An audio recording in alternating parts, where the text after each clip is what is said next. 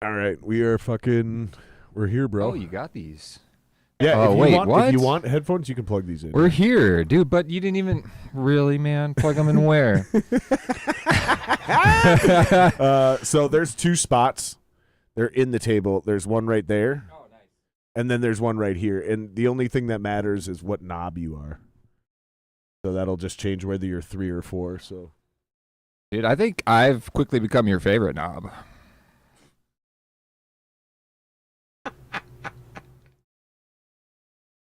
I'm not gonna say I'm upset, but These have a R I'm or an L deeply offended. indication? Oh, there we go. Found it. Yeah, your L is the chord side. There you go.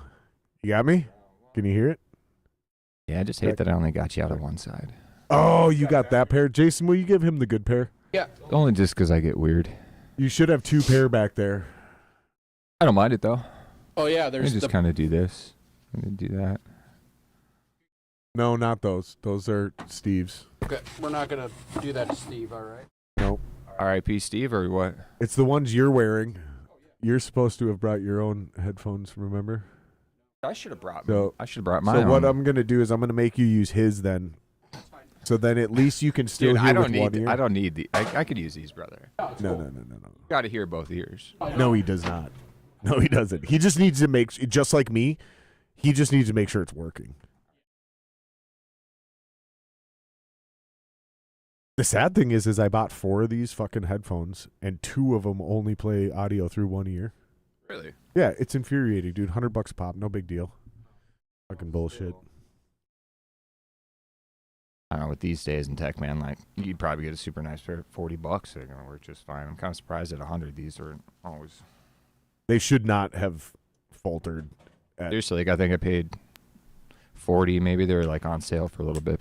But for the ones that I have at home that I bring here when we practice, fucking love them. So how are you feeling about the practice setup, by the way? Because I get it. I like the in-ears. It's nice. But I feel like I'm struggling to find a good analogy. But I feel like, so just the direct words, I feel like we're setting ourselves up for like a blind spot without having that PA there to fill that sonic space. Because there's situations that happen very similar to what happened at Club Underground for that show where something goes wrong, somebody's in-ears isn't working, now we're dependent on the PA, or just that guy's dependent on the PA, so now we're not used to the same practice scenario. And like it happened to me in the middle of a rehearsal, my batteries died in my in-ears because I had just started using them. And remember, you were like, how'd you let that happen? And I was like, because I had no idea how long they were going to last, you know? I was waiting for them to go dead. So I'm curious about it because I feel like if we have that PA, it can at least supplement for that live experience. You know what I mean? And I feel like not having PA speakers, I just feel like we're setting ourselves up for a blind spot. Oh, But Jeremy seems to love it. Rich doesn't seem to mind it. I don't think we're gonna set ourselves up for a blind spot. But coming from practicing with them, it's nice filling the practice room, and it's nice utilizing the system. Because you don't use in-ears. No, I haven't for a long time, and I haven't pursued wanting to really needed to do them at this moment for for a little bit. I got some other stuff I'm gonna probably get on before I worry about. You don't mind purchasing some rocking the in-ears. headphones though, huh? Well, no, at rehearsal, no. And as it may comes, for what I have at home, I was looking at maybe getting a good earbud, nice quality earbud versus can, because I'm fine with the cans I have. Like I was saying, man, like they're like $40, and they work just fine. I don't even know what brand they are. I just was like, give me some studio headphones, Interesting. But yeah, no, I'm okay. Earplugs, front monitor, cab, because I still run head cabs. Although, man, I don't know. I keep seeing all these people with this. And just for ease of some of the shows and some of the things of just grabbing like a fractal thing set up, not lugging the cab and head around. But I also learned that I had my in-ear mix set to mono.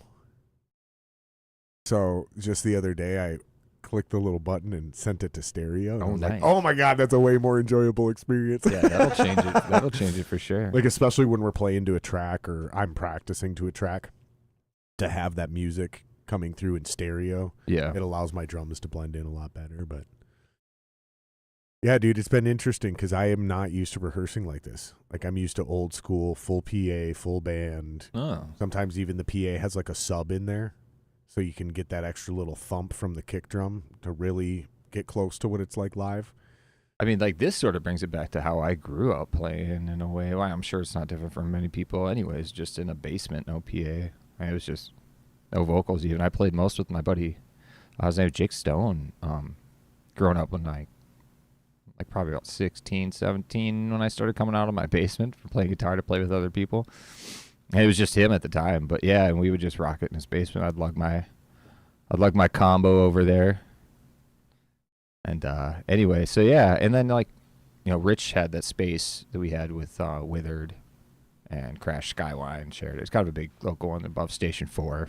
Oh yeah, Ever, yeah. And man, I was down there with him. I just feel like since the day I fucking met that dude, I feel like he's. I had that moved right space. into that space, and he was just, dude, super locked in and awesome, and just like Mikasa, Sukasa, and like a lot of time and stuff there. So he had a nice PA set up, and it was a lot of good. I feel like he was up there for 25 years. That's what I'm saying, man. At least like 20, pretty damn close. As long as I can 25. remember, He'll he know had for that sure. spot Duh. above Station 4, and he was there until it closed. I wonder if Bish is listening. I think he moved rooms a few times, Oh, I don't know about that. but It's possible. I think He might have always mentioned that a spot. they might have had a different room, before I might have joined them. They might have had something on the floor below. But Man, Station 4. yeah, fucking A. We talk about that place a lot. I kind of skim over it because it wasn't really that big of a spot to me, but man, was it an important spot. Yeah. I played a lot of shows there, but like, I was in a Minneapolis band and we struggled to draw in St. Paul. Sure. Different vibe over there. Yeah, it really is. Lower town area. I mean, now it's completely. I mean, they still have some old stuff over there, I guess, but it's pretty crazy down there now. It's wild too because he was super excited about the new Saints stadium and the light rail that was coming through. Yeah. He's like, "Oh, business is going to be better than ever." Blah blah blah blah blah. And the construction of all that is actually what ended up killing that business. Yeah. Is that building even there anymore? Yeah. It is. They didn't demo the building. They basically cut the top of it off and a section of it. So if you imagine like one big tall triangle, essentially just kind of like piecemealed parts. They piecemealed parts of the top. Oh, If you imagine just like one big triangle, Lego, I don't whatever, know. and they kind of like sectioned out and brought the level down and whatever. So I don't even know what they got. It's weird. It's like they from what I remember driving by it, it's like they pulled a section of a level, but not the whole level. So it has this odd like. So do you think they Anyway. modded the building or tore the building down and built something new there? Dude, they couldn't. I don't think they tore it down fully. They modded. The I mean, building. I didn't drive through there enough to keep up with it, but I feel like enough that I would have noticed if they actually tore it down. I wonder. I if mean, it Rich would had know. huge. I mean, I would imagine it had huge structural issues, integrity issues with how old that whole Yeah, that's what I'm situation thinking, was, too. and how out of code everything was, and like that elevator. it had to have had some stuff that if you really get down to chasing down the nooks and crannies of like what's wrong, I mean, like, or what's corroded, what old code was it built to, or design style and whatever, like got down to it, the corrosion and all that shit. Yeah, it had to have been like, well, we probably got to level it. So maybe they did end up leveling it. I don't know for sure. I know It plenty about looks old like they buildings. didn't. If they did, it looks like they at least retained some sort of structural Yeah. semblance to the old. Because you can still kind of see the door where the stairs would go up all the way to the Yeah. fucking level. So Speaking of rehearsal spaces and shit, dude, like, I hope Jeremy gets this building. oh man, me too. It'd be cool. I don't mind coming down here, but like as far as just I it would be I a hate next. rehearsing in I know. somebody's house. Yeah, yeah, I don't no, I mind- get it. I mean, whatever. I'm not saying I like that it's- it's my house. It makes it convenient for me, but like, I don't think it's the best experience for a band to be in somebody's house. No. The time restrictions, the fucking other people in the house. No, for sure. Like, I don't it's- disagree. I just think it's always more constructive to like have like this like sanctuary where the band is Right. sacred almost. I got you. I don't know how to explain it, but man, I hope if he we does can too. get that- if we can get that, dude, that's gonna be fun. I hope he does because there's more equipment I want to get, and What do you want to get? well, in general, it's just investment in road gear, stage gear, things I've always just wanted to have and get back that I've had, but I didn't quite I'm gonna pop replace. this back on now that Yeah, for sure, do that, dude. I'm like, should I get smoked out or chilled out? Because when that heater wasn't going, it was freaking kind of cold. I'm sorry. I should have turned that on earlier. Nah, you're good, dude. You're good. So what do you mean? Like what road gear? Like you just talking like cases and shit that take up space? Yep. Road case stuff, so I can just keep it. Cause I also kind of want to have my own setup so just in general, it's just my gear, right? It's so wherever I may be and whoever I might be playing with or whatever's happening and all that stuff. Of course, it's kind of like what I'm wanting to increase investing in what I have, which somewhat I did already. But you saw I got that pedal. There's a bunch of mini sets up. Is convenient. It's not ideal, right? So correct. Like, eventually, Rich is going to get some extra gear. You're going to get some extra gear. Yeah, so I'm just talking road cases, power amps, stuff even for if into it is, that. like, If I want to get a setup where I'm not necessarily going to be using my head in a cab per se, so have that independent, ready to go. There's just some other things rack effect style that I've wanted to invest in and get as part of, because some things have become so integral, I think, in my soundscape and how I like to play that I think I just would love to have a rack effect of that, because that setting's going to pretty much be on it like a nice, like a reverb. Yeah. I mean, I don't know now when I don't have reverb on. Obviously, you're a tube guy. Yeah, huge tube guy. Have you heard of this new wave thing that guys are doing? And because I think this is the way to do it. Right. I think this is the answer, because it kind of ends. So the argument used to be tube amp versus solid state, and now it's kind of like classic tube amp versus modeling amp. Sure. And I think the answer is both. I think the answer is you get your genuine rich tube amp and your bass distortion sound from your actual tube head, and then you bring in all the patches through your modeling amp and run the whole thing through your effects loop. Yeah, right. Dude, I think that's like, but who has $8,000 to build that rig or whatever the fuck it would cost? You know what I mean? So if money is not a thing, I think that's the best way to do it. And I say $8,000 because if you think about it and you're buying like your favorite $2,000, $3,000 guitar head plus the $3,000 Kemper or whatever the fuck it costs, plus your $1,500 guitar cab that things cost now, and all the cable, like it's $8,000 real quick. Like it's not out of the realm of possibility. So but have you ever thought about doing anything like that, like getting one of those like digital pedal boards? Yeah. Where you can get, because like right now you're running analog pedals or analog and digital. Yeah, so which like is when the way I prefer to do it. But I hear so many other guys liking this idea that like when I go into this section of a song, I hit one button and it turns on all of these effects. Yeah, and I had something like that. That's part of the gear that I lost / stolen, whatever. To me, I had lost it because where I was at that time in my life, I didn't care shit about shit, and the onus is on me regardless of what went down and how it disappeared. I lost it. It was just it was something with F5 Sound Studio, and you know what? I was just so deep in my alcoholism at the time and riding that wave like on a freaking big multi-year bender, and like I just really didn't pay any attention, didn't really give much fucks. You lost it / so they had a break-in from what I ended up hearing like a bit after the fact. 'Cause like I said, man, I was just checked out. I just didn't care. I wasn't really around for much, and then Withered had kind of ended and all that stuff, and a bunch of other projects had ended, and the world went crazy and shut down. And so, except for my two guitars, I think everything else in my head, apparently, everything else was down at F5 with some stuff. And then, eventually kind of like got some gear. And then I heard that they'd been broken into. And then, so I had them. I had just my original pedal board set up it was like kind of like a few grand on there.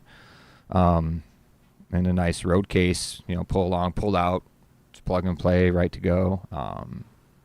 And so now I kind of have like a really condensed mini version of that. But I also have learned there's a whole other deal on that. So anyway. Well, I mean, we have time. You can say it. If it's a whole other thing that you want to talk about, you can go into it. We go back. I have. So when I was playing, with Andy Ryerson and with his Arson River and stuff, he had turned me on to, he uses a Line 6, and I don't remember the model right now or if he's still using that model or a newer version of it. But it was like a pod. River? Yeah. Okay. Yep. Cool. Yep. So it's his project. He was like the writer and like frontman, Right, singer, yeah, songwriter. yeah. And basically, I just got hooked up with him through knowing people and kind of the scene. And I think Kyle Glidden had connected us, and he was just looking to get another guitar player involved with the project. I actually was trying to get Glidden to come play the second guitar in this band. Nice. Because he's like, well, I have this baritone. Oh, you did guitar say sitting. that. Yeah, He's like, I got yeah. this baritone guitar sitting around. I was like, you should do it, dude. I haven't seen him in so long. I haven't seen any of those guys in a In long fact, time.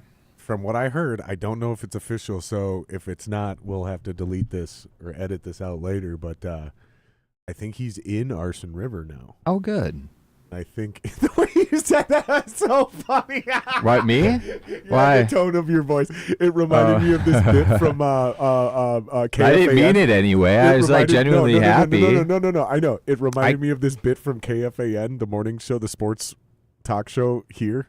And they have a soundbite of some guy going, "Oh, good," and it just the tone of the exact way you said it was like a fucking. Do you know what I'm talking about, Jason? Do you listen to KFAN enough? I don't know who they're quoting there. Is it Tom Pelissero? You can find it. You can pull it up. It'd be good. But I don't know who they're quoting there. But god damn it, dude! I had to explain that because it caught me off It caught me off guard so much that I apparently laughed did. my ass. Oh, no, good. Andy's a dude I love to death, and I keep meaning to like reconnect with them, and fuck. it just hasn't happened yet. But I know so that I'm name. stoked. Like I mean, I know his studio that he had been like built up and done. He's like done and everything, and he's like just writing and recording. And I think I recently connected, I guess a little bit ago now, but I called Sean Dormady up because I was like, I always got to bug that guy every now and then. And so he had mentioned he had just gone out to see Ryerson. Oh, really? Yeah, and they like fucked around and tracked and did some stuff. And so like, dude, I really want to get out to see him. And I don't know why I thought he lived further away than he does. But like I definitely got that. Sometimes it's really bad about connecting with people. I'm definitely getting better because I'm like figuring a bunch of shit out, and like as I kind of clean up my life a little bit more and myself, I'm like getting some of this, like reaching back out to some people. So how again, long have you officially been sober? Like officially? So June 1st of 2023 was like But do my you first count day the one days? sober. No, I'd be so bad at counting the days, and I'm not really good at counting months. And for say I got to do some quick math. But, Okay. you know, yeah, June 1st, 2023. So I guess we're February Well now. So over it's a been year. 18, 20 Almost months 2 or years. something like that. So whatever. Nice. And damn, hell yeah. So did you like go to AA? Did you do any of that? No. kind of shit? Oh, okay. Yeah. Sorry. So on the decline of it, which was like a slow, steady, but then the real decline was really fast, right? But as like a high functioning alcoholic for so long, dude, like I was really good at it, man. I was like really good at just being like, I got my shit done. And you know, at the end of the day, I don't know what you could really say to me about it because I get my shit done.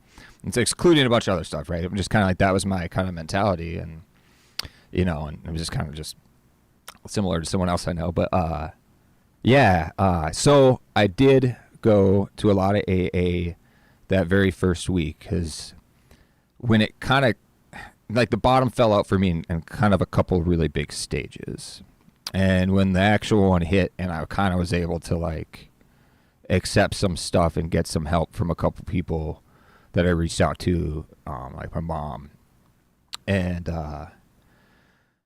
we thought, you know, like I ended up going to a ton of meetings that first week, and like it just really was a big deal in helping to kind of like recognize stuff, say stuff. Just I didn't know. I was so lost, man. I didn't even know. And like I sort of thought Was it it was because you were it's weird. hearing I just yourself and other people? yeah, and their and I stories? guess I thought I just was maybe the only one.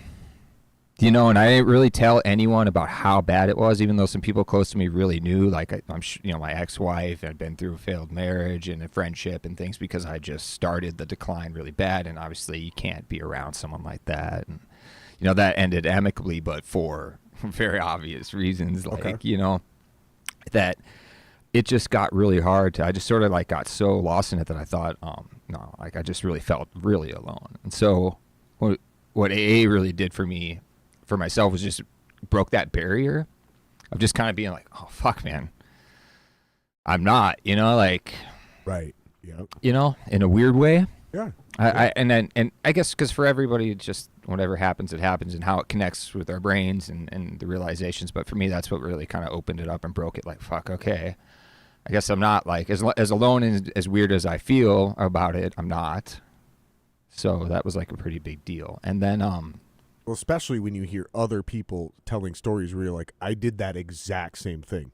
I went through that exact same thing. yeah, and So the not only do feelings you of not feel it, like and you're alone, the you're guilty, like, I'm not even unique. the guilt, the guilt of a lot of things, and almost Yeah, and like weird. in like it, even if it's not an addiction based discussion, when you're like, oh, I do that exact same thing. Sure. Not only does it alleviate the idea that you're not alone, but you're like, I'm not even unique. Yeah, yeah, Like, yeah. oh shit. Yeah, and Okay. So like, for not sure. only am I not alone So- in this motherfucker did the same thing. They can also probably provide me with like a bunch of ways to get out of it. Yeah, yeah. And then that's super like inspiring and motivational because it can be from anything from losing weight to gaining weight, right? Like building muscle, right? To fucking quitting your job or getting a new. You know what I mean? You can Yeah. take that because I think regardless of whether you're suffering from addiction, because I've never suffered from that kind of addiction, like that kind of problem, right?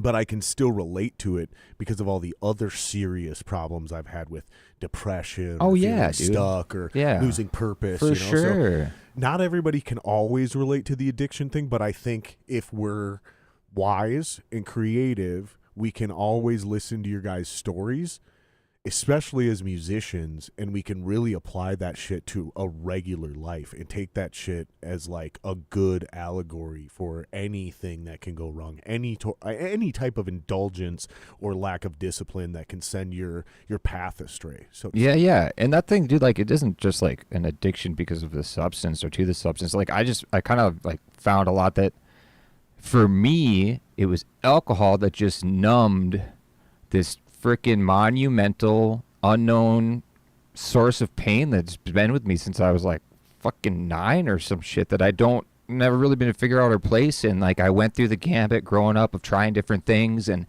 when I got to alcohol, man, it was like that was the one that I was like, man, I can be okay and I can get rid of that feeling and I can be normal. yeah. And I can be fine in society, and I'm no longer like Yeah. always introverted and like I can talk to people and I like to have a good time because I just shut up that other voice. And but in doing so, and so that happened like really, really, really young in a way for me. And but I guess because the connection I was making with that, it could have been anything. It could have been a lack of discipline that I got addicted to that fed my depression, that then like quieted things out, and like, you know what I mean. But so for me, it was just alcohol. And Yeah, and that's what I was getting at. Like it could be anything for anybody. Yeah, you yeah, know? Because I know guys that have done it with literally just pussy, yeah, sure. just drowning themselves in endless pussy, and then they wake up, they're 35 years old, and they tell me the exact same story that you tell me about alcohol. Mm. That's why I brought that up. Sure. That's why I'm drawing Yeah. those connections, because like, dude, it's kind of all the same. And Yeah, I yeah. understand each one of these indulgences can be destructive in their own unique way. But like, do you know anybody who's like a severe gambling addict?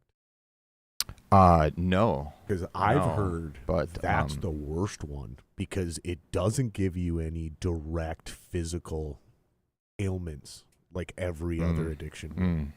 It's not blind, it's invisible. Mm. I don't know why I couldn't think of the word invisible for a second, dude. I think I'm a little chilly still. Sure. Like fucking this air hasn't completely filled the room yet. Yeah. But yeah, because I'm like still like literally chilly. Actually, I am too a little bit. That's why I thought. Well, for a little bit, it was kind of like talking about some stuff. I'm like glad, and I'm so glad you asked about that too. It's, yeah. But yeah, I think everybody can relate to that if they just take a little bit of wisdom and a little bit of creativity, and like, because I think where I'm really trying to go with this is like, I think musicians make the best sober people, like recovery sober people, because musicians are kind of forced to hang out with other people like me.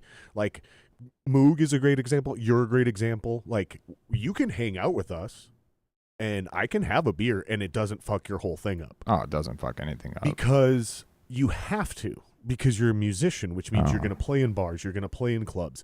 And that's I think this is subconscious in the back of your guys' mind. Could be. Whereas like I know there's my a lot reason. of other sober people. I know my reason why. Right, and you might have a But- different conscious reason, but I think there's know. like this it's almost like in your DNA.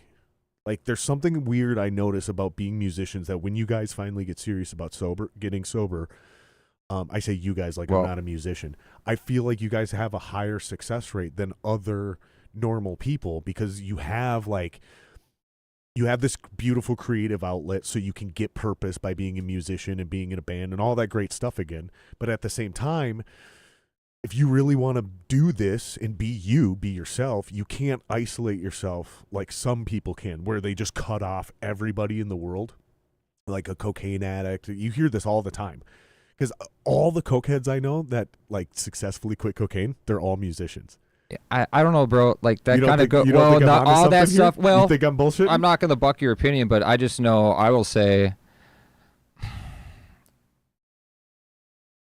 Maybe I'm full of shit, but I feel like I feel like it there's was something for there. me. It's not hard to be around alcohol because I never wanted to drink in the first place. You I just don't liked like it it. when you did. No, I just liked that it took away how I felt. Oh. I hate drinking. I don't like. In the same sentence, I hate how it makes me feel because it takes that away, and it actually, like, literally one drink, man, rewires like two things in my fucking brain, and I am just slightly not me, and I'm desensitized and just away enough that whatever kind of plagues me or whatever is there, I'm turned off to that, but it's also turned off to everything else. Really? Yeah. Okay. And I think I was in denial for so long about it becoming physically addictive, and it just hit it for me so hard that by the time it was just, the only time I didn't drink was at work. Okay. I started drinking when I was 19, and it may not have been every day right away, but I'll tell you it was hard liquor right away. And it was me on the weekends or at nights in secrecy, Super like right interesting. away at 19. By 21, living on my own with friends, roommates, no longer having to get, hey, can you get me a little booze, whatever, right? Just boom. I get this whenever I want. No one's going to judge me. Wow. Oh, I'm not drinking and driving and wrecking shit and bye-bye, whatever. And so I don't know, man. I was always justified, all that shit. When did you start playing guitar, by the way? 15. Okay. Roughly about 15, yeah. Okay. Because Early I've heard 15. you say multiple times that you're a much better guitar player now, Oh. sober, than you ever were. So I was always kind of curious about the time frame there. So you only played guitar sober for 4 years before you even started. Yeah, but I would say like 15 to 17, if we'll just like do quick math in years. 15 to 17, locked myself in the Take your basement. time. Didn't. You're not in a rush. Oh, yeah, sorry, thanks. I kind of just ramble anyway. From 15 You're to good. 17, kind of You're when good, my buddy. parents got me a guitar. I just locked myself in the basement or in my room, and just 8 hours a day or as much as I could, I just played, right? And then basically I kind of like didn't know, couldn't play, and then all of a sudden one day I could at night at 17, and then I started kind of coming out and playing with other So people. do you mean you sucked? Yeah, a long basically time, for and 2 then all years of a I couldn't sudden, play. like- Literally, it was just, and my parents like say the same thing. I think my dad's not around anymore, but I remember him saying this years later. But he was like, literally, we were just like, what the fuck is going on down there? And then all of a sudden one day it sounded good. So Shit. yeah, and that's how it feels like when I learn things too. Like I mean. too. Me You too. know, Yeah, like yeah, yeah. I mean, You now I'm suck, a little you suck, bit you now I'm a suck, little you bit suck, more and then- refined. So that learning process that's been practiced so many times and be sober Do and you I'm have cleaner. But do you have like an aha moment before you do the thing? So do you like this is an absurd example, but we're both machinists, so Yeah. you'll actually get this.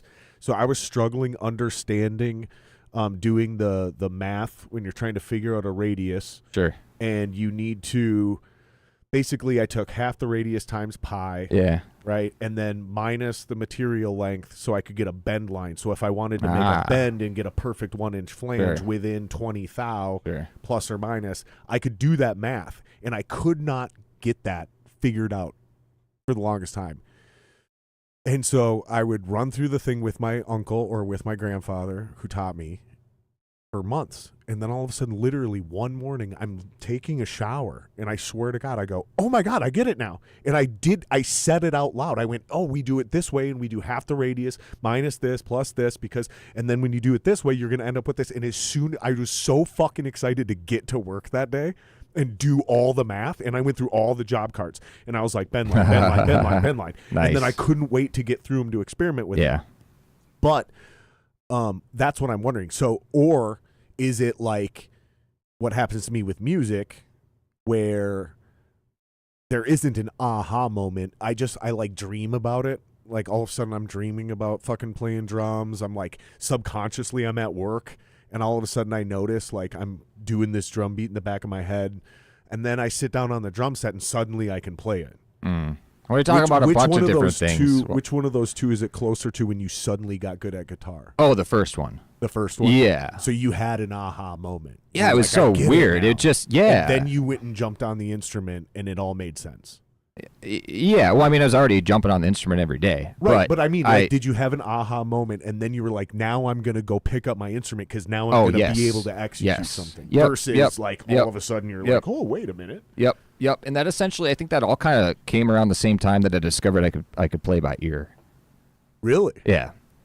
And it wasn't a lot at first. It was just figuring out like a Green Day song. Like mostly, it was just, so I got into piano when I was pretty young. For my parents got like me and my brothers, I think, into piano, and it kind of stuck with me.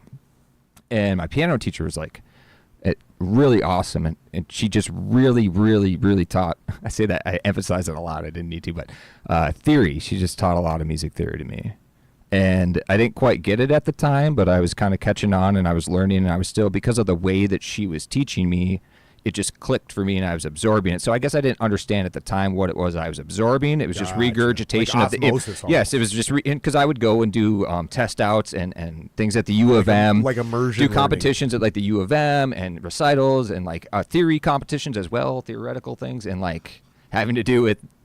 So, and I just was basically, it was like school, right? Like math or anything like that. So I was just kind of like regurgitating what I was taught, going through the motions. And then I think the connections really came a couple of years after I started playing guitar, and I started, because it started with tablature actually first. Got to start somewhere. So what was the aha moment that clicked all of these things you're mentioning? I don't know if I'll be able to pinpoint that for sure. Just in a quick nutshell, I think it was figuring out like a Green Day song and then realizing that that's my E and then here's my A. And then on this string, that's an E there and that's a B and that's a C and all these strings now make sense. And then my fretboard kind of looked like the piano and I was like, oh, so how about a major scale, whole, half, whole.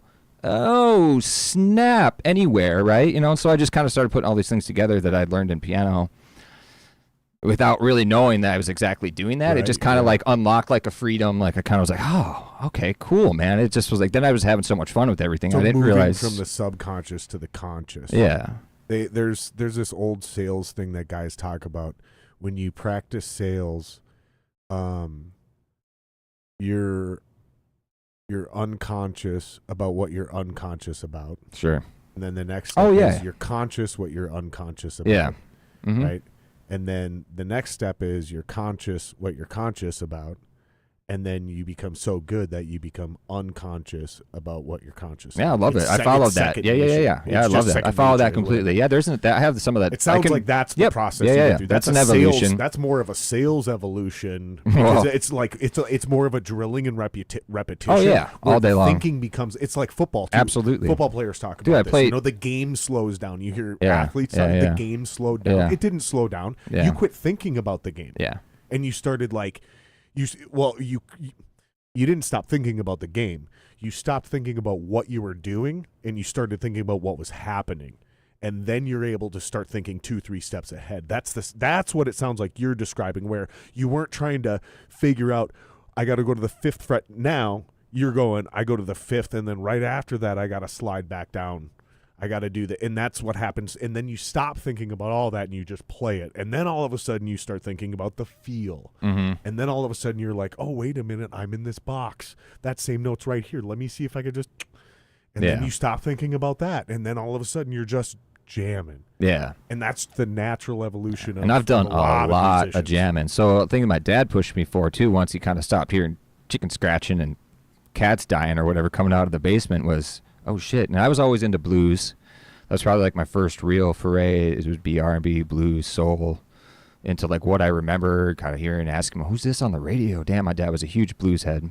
And my dad didn't play anything, but he was he could get drunk on music. You know what I mean? Like he absolutely just had a crazy heart and just love for music. So did he do any drugs or alcohol whatsoever? He was a big drinker. Okay. Yeah, big drinker. I'm very interested when I hear stories about guys that like aren't super big into drinker. drugs or alcohol, but they fucking love music. Mm. You know, like you hear about that, especially in our I know parents' someone generation. like that. I haven't talked to him for a while, but No, I know a guy especially like in that. our parents' generation. There's a group of people I would that call him just like an sit down and listen to music. yeah. When someone says audiophile or whatever, like I think of a buddy of mine I haven't talked to for a bit, but absolutely will get like doesn't do anything but just invest in love music and listening in his home stereo setup, and you hear that. Yeah, he like 5 years ago he had to come, or maybe it was longer than that. It was like, you got to come over and hear this new shit. I got these new gold cables. You mentioned the piano Anyway. lesson thing though. So Yeah, you were yeah. doing piano before guitar. Yep. And was it? I think I asked you this before when you did the thing with Montoya, when we did the Montoya Machine podcast. Mm-hmm. Were you forced into piano, or did you? No. I mean, no. It was like I think my parents, from what I recall, were just getting us into activities and stuff, and we didn't. I do remember you I grew up like pretty middle lower class, whatever, and like it was like I'm fortunate, I feel really thankful for the life I got growing up and everything like that, and so I think they were just. What's good? From a parent's term, I'd be like, piano. It's going to be good for his brain. It's going to be good. It's good for kids and math. And you know what I mean? Like, I don't know. I think it was kind of like that approach. Yeah. And, I had It sounds family. like good parenting. I had some family To be members, honest, if I think about it. Like, it sounds like really good. yeah. parenting. Like my uncle played. Is a phenomenal piano player. My dad's brother. So it is in the family. As Yeah, well. not on my direct, like my parents or my brothers don't, but in our, No, but in it's my, in the blood, yeah, somewhere some in stuff in the blood. It's in There's the- some musicians, yeah. So and they My like to try parents were piano, and I surprised got as really fuck. into it. And then I played saxophone in high school band, actually alto sax. I was really into that too. Yeah, Really? yeah. So that's interesting. In like 'cause, junior high, not high school. Sorry, junior high. So like 7th, 8th, 9th grade, or wait, 6th, 7th, 8th grade would be junior high for my school structure where I went. So I went to Apple Valley. I grew up in Apple Valley. That's super interesting. My family, exact opposite. All athletes, no music. Dude, no, I played it. Okay, Nobody understood where my music thing came from. Yeah. My mom wanted me to do saxophone. I couldn't because I don't have the right jaw structure. So I couldn't make the shape you need to make. Bro, you sound like my mom with the flute. She wanted me to do flute, any of the wind and I instruments. couldn't do the flute thing. Couldn't do it. Like, My you don't mom have the thought I lips. bullshitted. She thought I bullshitted. Really? She goes, "You just don't want to do it. You just don't." My mom's weird, so she thought I made this whole thing up, and I ended up in orchestra class Oh, damn. and playing the upright bass. Nice. That's because same kind of thing, like school where I'm from. Like you're gonna do something. Yeah, musically, yeah. whether you like it or not. yeah. There was that. I mean, was because lucky that was enough like to be able to pick one, and they tried to put me in choir, and I was like, "This is gay. Yeah. I'm not fucking doing this shit." Man. And then they tried to put me in band, right? Because I wanted to go into band, and I couldn't hack it. And the teacher's like, "You don't have the right jaw structure. You can't." Because she finally was like, "Make this shape with your mouse, whatever it is that you guys do to make a wind instrument work with the reed in there. Like, I can't make that shape with my mouth." Yeah. Peanut, will you please stop? Oh, Peanut. She wants me to. No, I'm not doing it. You got to go upstairs. I'm not doing this all night. No, go upstairs. Why don't you put she her in told bed, me- bro? I know what she wants, bro. Dude, but if I give in, then she's just going to keep abusing me. Oh, Yeah. fine. Yeah, I mean, I'm going to look at you funny if you don't. But yeah, she's like, she goes, but I teach an orchestra class, and you mentioned that you play guitar, and I was like, well, I just started, but yeah. And she goes, and you like it? And I go, yeah. She goes, all right, let's try you out over there. And because she had seen me do some shit on bass, like I picked up the bass and played a little blues riff that I had been practicing Sure. on guitar. She's like, you seem like that might work. Let's put you over there. If it wasn't for that woman, I'd have been stuck in fucking choir or going on some fucking horn instrument in the background. And I don't know that I ever would have, because it was actually my success in orchestra class that gave me the confidence to like really go on guitar, because I was really good in orchestra. Nice. Like I joined that class super late. Heck yeah. Fucking, like excelled, like shot straight to the top, was like playing some badass shit. And my mom ended up being down with it because she liked the look of that thing in the living room. You She's like, xylophoning the fuck out of Yeah, it. dude, I was badass. I was doing a lot of shit, dude. I was slapping that motherfucker. I was playing boot. I was finger picking that shit, dude. Like fucking, I was badass with the bow, dude. I could slap that motherfucker. Play some fucking, not Johnny Be Good. Great Balls of Fire. Oh, nice song. Dude, it was fucking. It was fun, dude. That's funny, It was dude. fun. Yeah, so that's same, like, the piano thing, and I ended up doing alto sax, like I said, junior high. But Did you enjoy those instruments as yeah, well? dude, heck yeah, I liked playing sax. That was the shit, man. I still think to this day, like, it's funny. So to skip back and forth or Jason, whatever, will but you get me water out of there, please? I lived with Brianna Tagg, and there was this group. She had a project with her, Clifton Wales, and so I played guitar with her for a bit. And we also just did.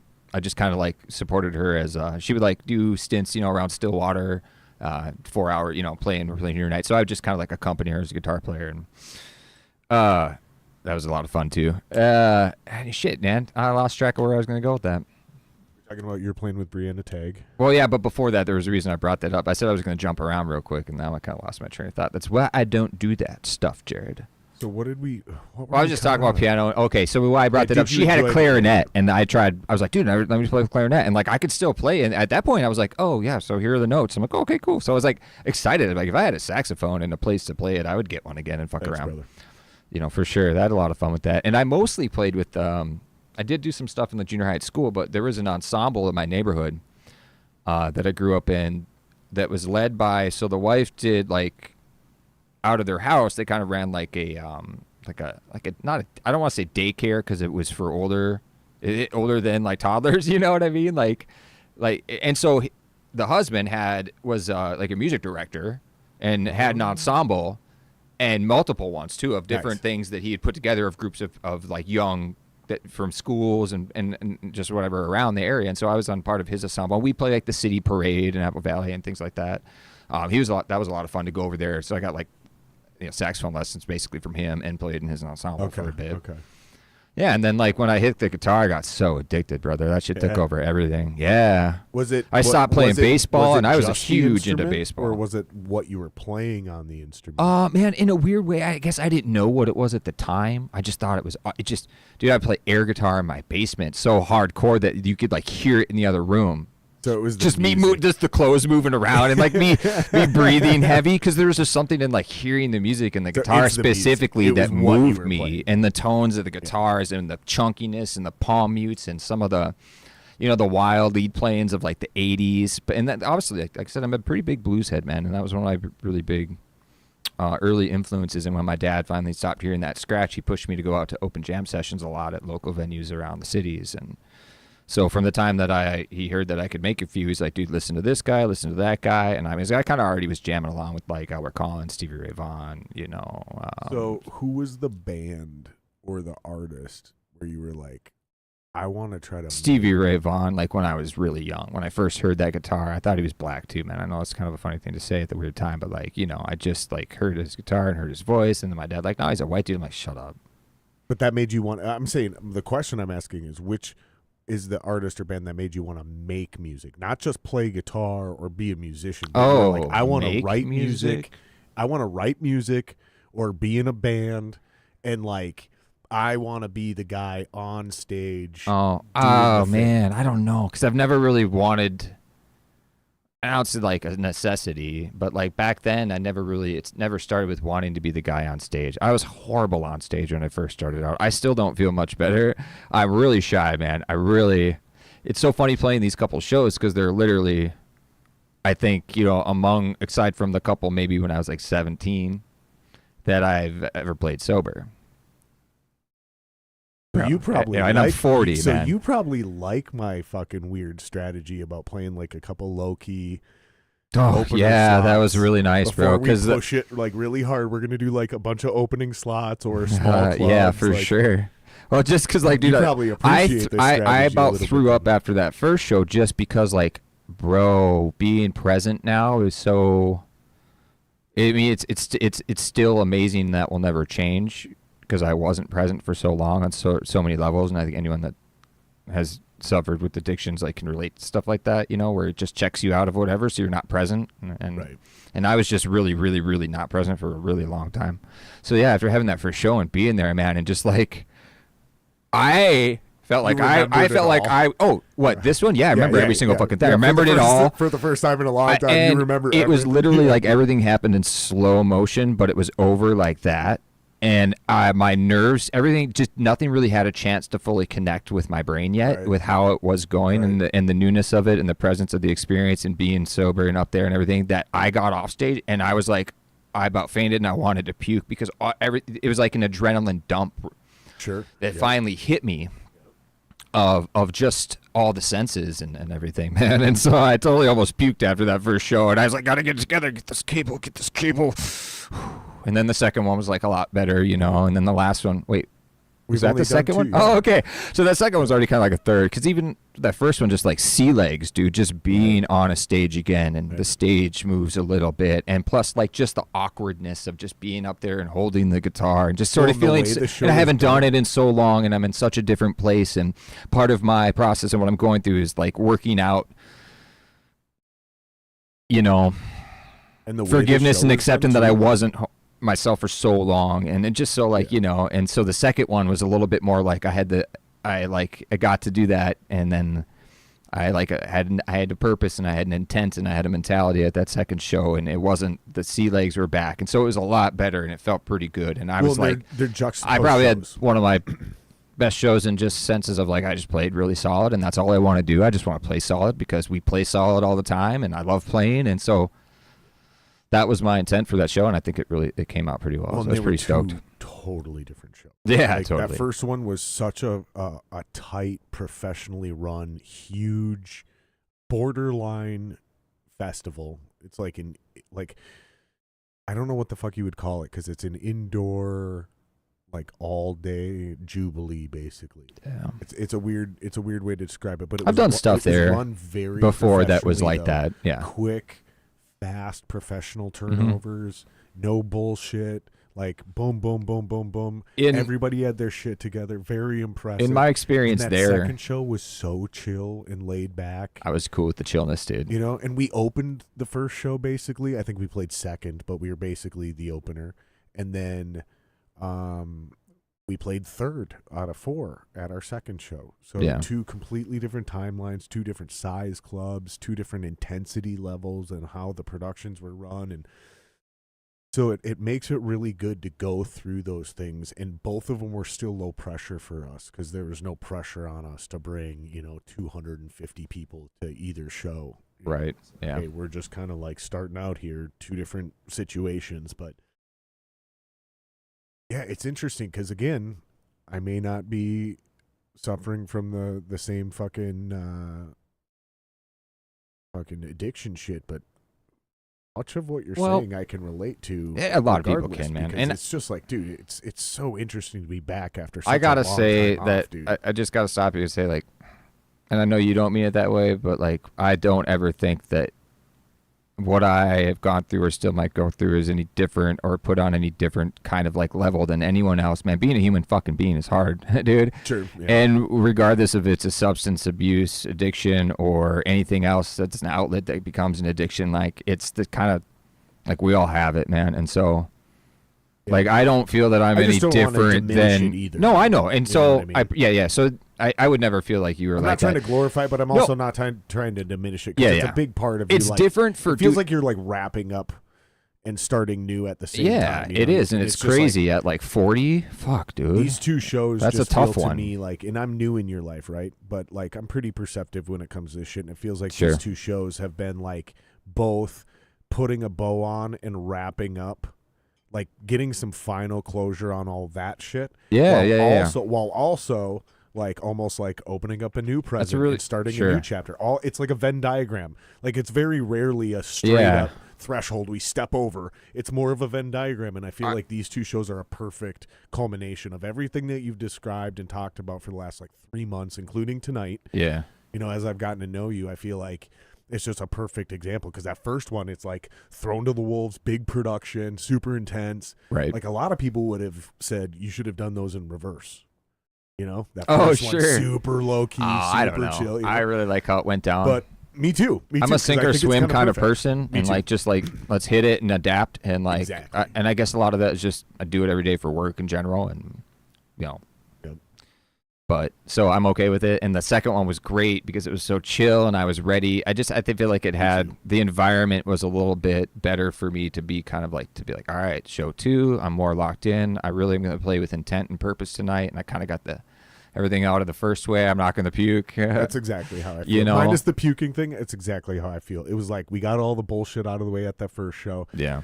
And for me, it was like I get to have fun. Yeah. Like I'm gonna have fun tonight because like all the pressure had already been relieved. on that first show. So now I can actually just sit here and hang out and just Right. enjoy the night. And like, I didn't love how all the video turned out, but there was enough good quality video and snippets from enough angles where I was able to like observe us as a band, and I was able to like actually do what I do like from a sports mindset, which is like watch film and So critique funny. myself. And like I could see myself back there behind the kit having fun. Yeah. Yeah. And Yeah. I was yeah. like, dude, that's cool, because I definitely know for a fact I didn't have any fun at that first yeah. show. Yeah. I was so stressed about being Bro. good. You know what I mean? I wasn't stressed about anything. I was like, this is happening, and I'm out here. What the hell? Like, do you remember how to look at people? And I'm like, oh my God, I don't think I do. No, I had fun at the second show, and I didn't have fun at the first show. Not saying I didn't have fun. I'm saying like when I was on stage, I was way too concerned about my performance. Yeah. Because same thing, dude. It'd been so long since I'd been on stage. Last time I was on stage was under weird circumstances, so it was a huge relief. Dude, to it's like do already- that second show at Club Underground, and we had a decent little crowd there. For a small little club. Yeah, it was nice, dude. There was enough people there to make it feel like a vibe. Yeah, it's And- good. Room was And nice. I had fun. Like I remember had a ton of having fun. on stage, and I can see the fun in the little bit of video that I was able to sparse through. So I'm down, dude. I think it's good. I think we're moving in the right direction, and I'm excited, dude. I think it's super cool. Yeah, it's fun. I'm excited for this April 26th show. Yeah, me too. So we're gonna be back at the Skyway. But Yeah. we're doing the big room this time. We're gonna have a full it'll be a sound good time, check. dude. No, I just looked. I was like, you haven't been looking at your comments there. No, I haven't been. Do you not usually? No, I mean, when did the clothes come off? Fucking Patrick. I love that guy.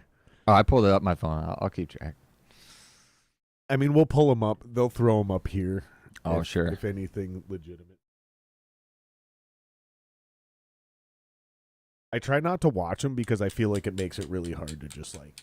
No, Stay bro, present. we You were know what good. I mean? We're doing this. We're not doing that. Fuck that TV. I'll jump in there. I'm just especially kidding. The chat does two good things. Especially when we take breaks, it'll give us a great segue to jump into. So it's like, we got to take a leak real quick. We play a song, and then when we come back, sometimes they'll give us a great jump off, or they'll remind us what we were just talking about before, because chat's also usually a little bit behind us. Yeah. So I like having it there, but yeah, I had to stop trying to pay attention to it and interacting with it all the time, because it was getting weird. 'Cause it was hard. It was hard to jump into that and then like start a conversation and jump into Yeah, that. for and, sure. like, it was too much back and forth. I but- got you, buddy. No, Yeah, dude, stuff but I'm sounds looking nice forward though. to Blue Felix. It's gonna Mhm. be fun. That's wild, dude. I had Jake on the podcast once. That was an interesting podcast. He announced his new band with the drummer of Head PE. They didn't announce the name, did they, Jason? They just announced that they're starting a band together. So that was cool. And it was funny because now that we're booking, I was going to hit him up soon. Oh yeah. I was like, hey, man, Yeah. next time you got something on, maybe if possible, throw us on. Yeah. Just as the opener, And I get the call.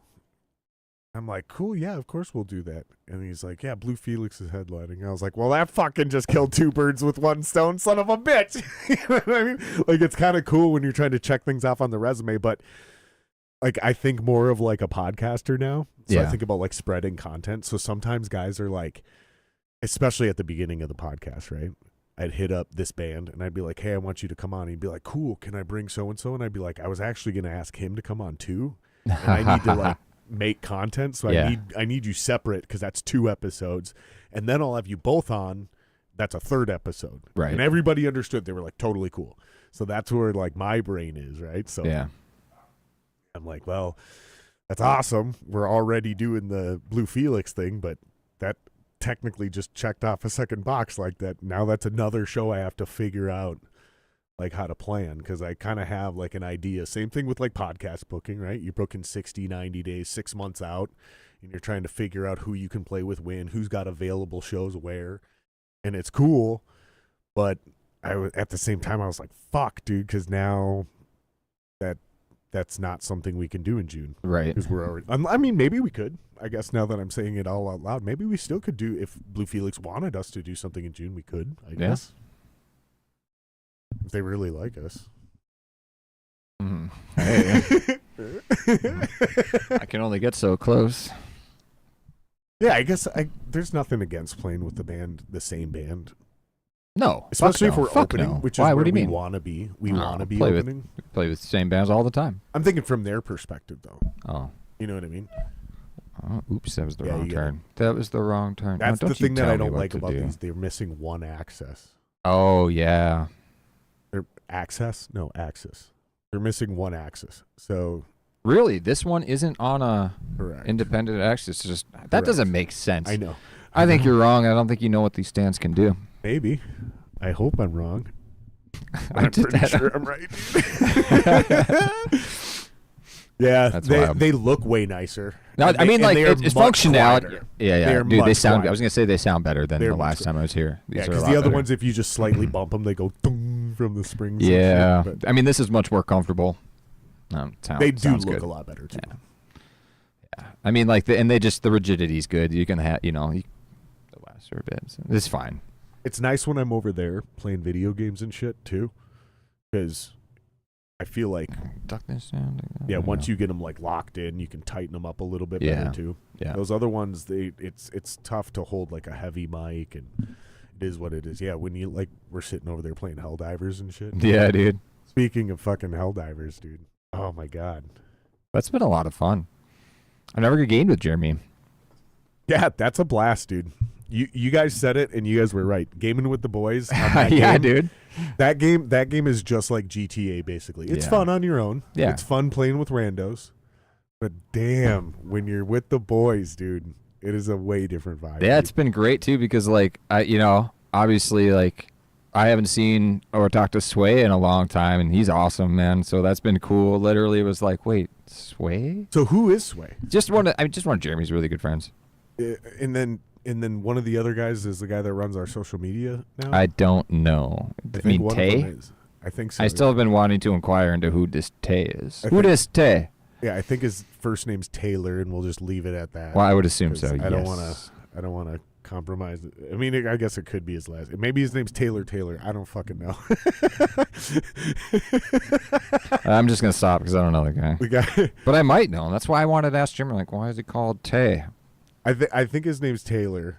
I think his first name's Taylor, and I think that's the guy that runs our social media now for the Montoya Machine. Cable. I think that's who that is. Yeah. But yeah, it's fun, dude.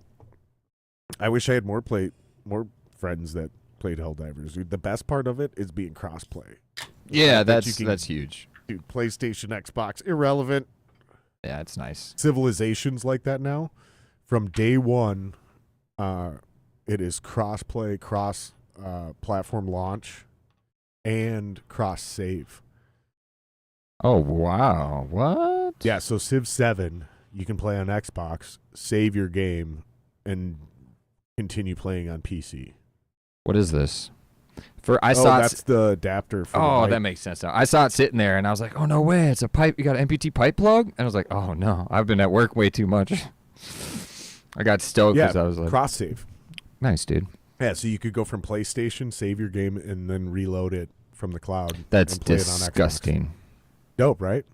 Yeah. Civ. I haven't played Civ 7, but There's a bunch of people no longer making money off that, and they're pissed. what do you mean? Oh, I'm kidding, but probably. the double sales. Yeah. Yeah. I still don't think that's true. I still think it increases game sales because I am more likely to buy a game now because I could potentially play it with my homies on another platform. So if you're a PlayStation guy and you're on Helldivers, I'm not going to download Helldivers just to play it because I can't play it with the homies. But now that it's crossplay, I might actually download it because it doesn't matter that I'm on Xbox and you're on PC and Jeremy's on PlayStation or whatever the fuck. You know what I mean? Mm-hmm. And vice versa. Mm-hmm. So I think ultimately it sells more video games. Oh yeah, I don't think I was arguing against that. I think I was gonna say I think I was making fun of something else in a weird way. Oh, Like, then no, I that's definitely misunderstood you. no. I think it was the way I Then I presented. misunderstood No, you. you didn't. It was the way I presented it. I was just making some dumb comment in a jokingly manner, but it wasn't very accurate. But that was the argument, because I think wasn't it? you're right. I wasn't trying to have an argument, so No, but that was the argument for like the companies that didn't want to do crossplay, right? Like they didn't want to do it because they were afraid that they wouldn't sell enough copies. yeah, maybe. Yeah, I think I was making some execs not getting money somewhere joke, so they're boohoo about it. But it's awesome for us gamers. And Right. so I don't know if that's the case or not. I was just making I think we actually are saying the same thing. Okay. And I think you're right. I think there are maybe a couple execs that are butthurt, but I think those guys are short-sighted. I think ultimately this sells more video games. I think it increases. Sure. Yeah, it's nice, dude. A couple of things have been crossplay that have been pretty sweet because I'm, if I'm on, I'm mostly on PC now. I've just been as kind of like a hobby in the background and kind of being into all that stuff, Yeah. I'm new Like to the having my PC. gaming world, dude. I don't know shit about PCs. I don't know shit about PC gaming. Yeah, so I just got it would be my third pre-built, but my second one I basically was like, well, I want to fix up my second one a little bit before I don't want to run it to the ground not knowing what I'm doing, but I don't want to necessarily build one yet. I was like, well, why don't I use this PC that's giving me some problems and fix that, and then maybe upgrade some parts over time, kind of learn about, parting out PCs like that and building them and just all the intricacies of the individual components and how they work together and all that shit. So, yeah, that's what I've been doing with that one, and got this other one for Micro Center back in October for my birthday or something. You were like that. showing me some pictures of your setup before the podcast. Yeah, dude. I was like, stop. Let's talk about it on the. Yeah.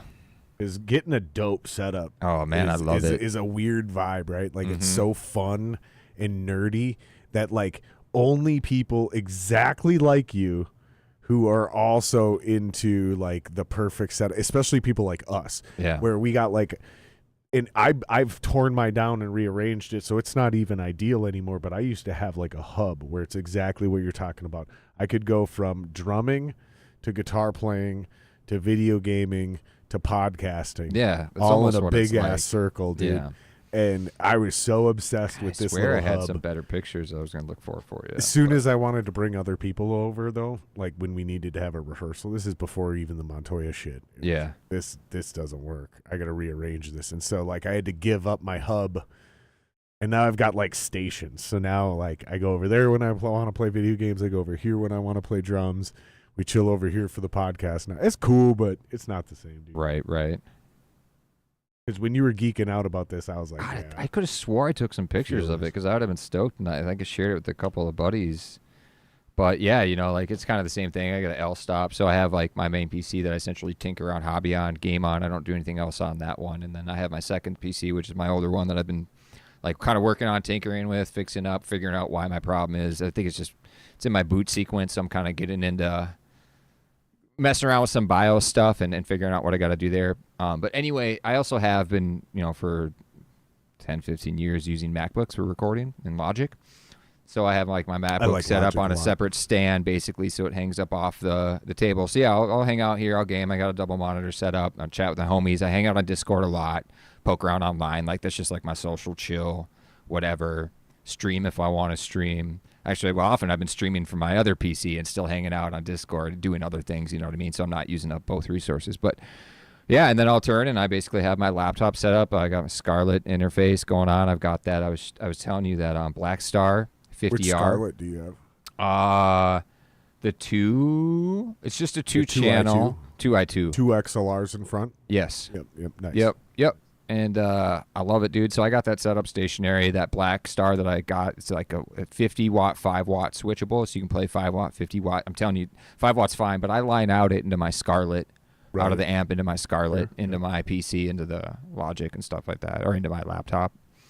But yeah, it's so great. And I also have Nectar 24-key MIDI controller with drum pad, full controls, which integrates so seamlessly and nice into my Logic that it literally becomes like a controller mixing. It's got a ton of faders on it and knobs that I can assign. So Do you It's great. ever fuck with the AI drummer in Logic? No, but I'm about to because Tim and I have been we started doing some stuff. They're all right. It's all right. And he was like, well, he did some GarageBand AI drums, and they were pretty bad. But I was like, in his fairness and everything, my guitar underneath it, which is what it's probably doing the computations of, isn't. I'm playing to a click, but it's just kind of a rough demo, and I just wanted to get it out there to him, so I didn't really worry about getting everything refined. So yeah, so the drums are pretty quirky because I think they're doing computations based off of my strumming not being there, but it's still it's to a click, so some of the changes are on time, but you can tell the strumming's like not it rhythmically with it. But anyway, so I'm kind of excited to see what I was like, well, let me try the AI drums I have in Logic. I've actually heard some decent stuff from other people that they're not bad. It's interesting because there's like different. I was gonna say they have different styles, different drummers different too, drummers, like studio drummers. Like I fuck with Kyle. Okay, Like you fucks with Kyle? I fuck with Kyle. All right, dude. Like Kyle's all right. Kyle's all right. And then you can it's like on a graph, right? So you can go like busy and like open and loud with a lot of fills, right? Okay. You can move this around in like a matrix almost. You know what I mean? And then what's really interesting is if you get savvy with it, you can have him like record his track, essentially, export that to its own MIDI track where it'll dot it all out for you, and then you can even start moving and altering the parts. Oh, cool. So when he gets a little too vanilla, right, because the AI drums Fucking kind of do some, Kyle. they also do some repetitive shit. Sure. But dude, sometimes they do some shit where I'm like, I would have never thought of that. That's super creative. Like, fuck. That was loud. Sorry, buddy. I didn't mean to hurt your ears there.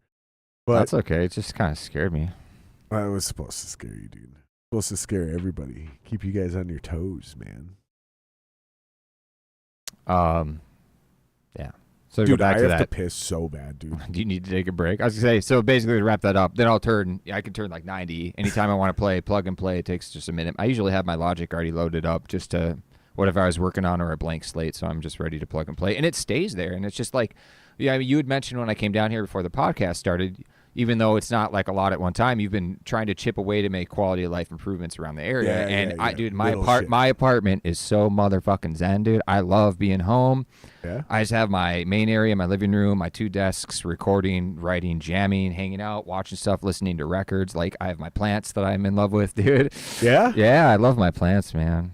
They were the first thing when I got sober that I really like got into in a weird way, and in a kind of a corny way. It was just because like I had to start like kind of doing something positive, and I wasn't really, even though I was sober, I knew I had a lot of work to do, and I wasn't positive with myself, and so plants came away, and I was just interested in growing stuff in general. Like, I'm always interested by stuff that I find difficult, and I was like, man, growing stuff's crazy, and like I always wanted to maybe grow vegetables or herbs. I was like, well, what about getting some plants and just growing plants and trying to maintain plants and all that? And it was because like they're more proactive. They're like something that I could love and take care of, because I wasn't doing that with myself, right? Yep. And I was just starting to, and I didn't know how. So I was like, I think kind of consciously, subconsciously, whatever, I did it with plants. But yeah, dude, I love it. I got a nice green thumb. I didn't even know it. Really? Yeah. It's tough, dude. Indoor, outdoor, tough, indoor, dude. Outdoor. So like my indoors are going on like 2 years now almost, because like right when I started getting sober, or when I got sober, not started, like it just happened that day. I was like, I'm done. Yeah, and then so I'm like really excited for the 3rd season now, because I'm going to stay where I'm living unless they don't want me. But and I'd have like a direct plan for what I want to do on my patio. Okay. So they let me grow out there, and I got super like herbs into and shit. No, well, yeah, maybe if I want, but just for just for like greens, general. So like I got really into vines last year, and Thunbergia and Morning Glory, and so I kind of, as an experimentation, used like plant clips, and I vined out my patio, dude. Like from the side, I got kind of like almost like a H-frame patio, and I vined it out and above and all over the top, dude. Yeah. And then I got some hanging baskets of I was doing some crazy ones for a bit. I'm kind of going to blank on names, because I see what you mean by zen now, though. Yeah, like I could show you pictures of my. Shit, yeah, dude. Holy shit! Like it's like a little rainforest up in that bitch when it gets full blown in the summer. If you send it to me, if you send me a picture in Messenger, yeah, Jason can pull it up on Oh, the podcast sure. and Okay. we can show everybody. We take a break or something. Okay. I'll get them and do that real quick because those I have definitely stored in a spot on my plant pictures. But then the cool challenge then is, like I said, been the indoor one. So I'm excited for this third year because I'm going to do the vines again. But I know specifically what I want to do for some of like my baskets on the ground and some of my hanging And or you're the going to do railing some ones. indoor vines? No. Well, that's why I was like, my indoor plants are going to just keep going. I got African violets. Gosh, man, I'm just so bad with the actual plant names sometimes, especially right now. There's a lot of shit in my head, but I'm super. No, I feel you though, dude. Because like it I'm lasted not a 2 years. I've super lost a green thumb. couple. I've lost a couple. You know what I mean, for sure. And then like I got really into soil mixes, and then this recently, the last few months has been water, pH and alkaline and stuff like that, Yeah. and that's acidicness Yeah, of water. no, I feel you, dude. I'm not a super. You know, so I green got some thumb. meters, dude. I'm not kidding you. Like, I got meters in my house. I'll stick in my plants. You know, now I know what each one kind of is, and I balance it the way I want. But at first, it was like fucking Bill Nye up in that shit. Yeah. I loved it. Yeah, we grow hops on Right. the fence here, Yeah.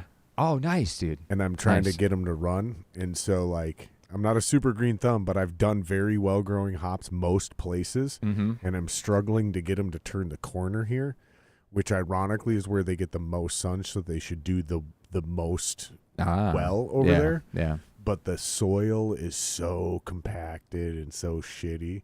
So yeah, I've had to really start to learn and investigate. Now I got to try to get creative and try to like fix problems. Like, Sure. so I'm not even good at it. I don't even have a green thumb, but I'm already like balls deep into, you know what I mean? Like Yeah. it just kind of, it's more by necessity than anything else. Cause right now I don't even brew beer. Like I don't even need the hops. Yeah. Like I planted them because they're thick.